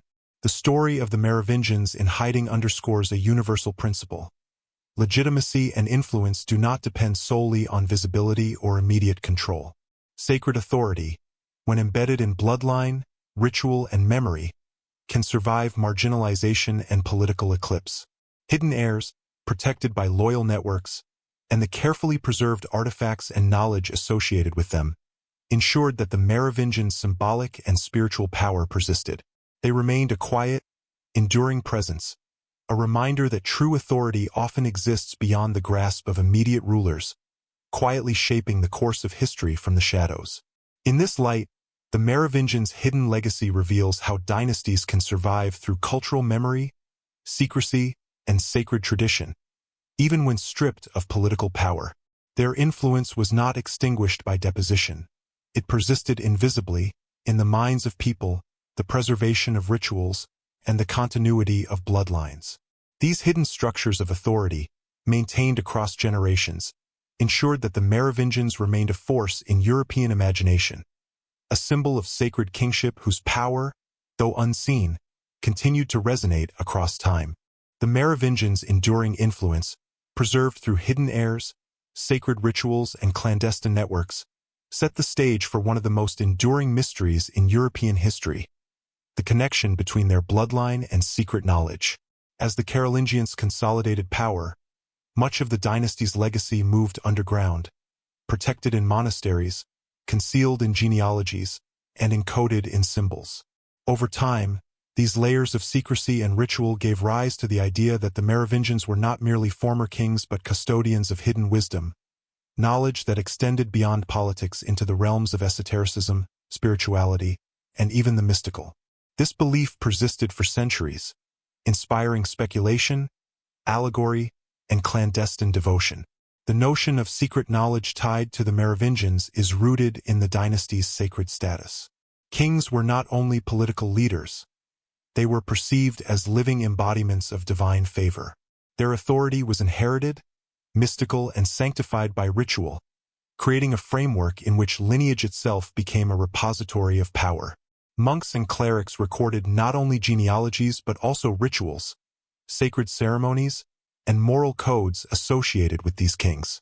Hidden within these texts and traditions were the principles of legitimacy, symbolic acts of kingship, and perhaps even secret wisdom understood only by those initiated into the dynastic rituals. Monastic institutions were central to the preservation of this hidden knowledge. Beyond their spiritual role, monasteries functioned as libraries, archives, and training grounds for those who might serve as custodians of the dynasty.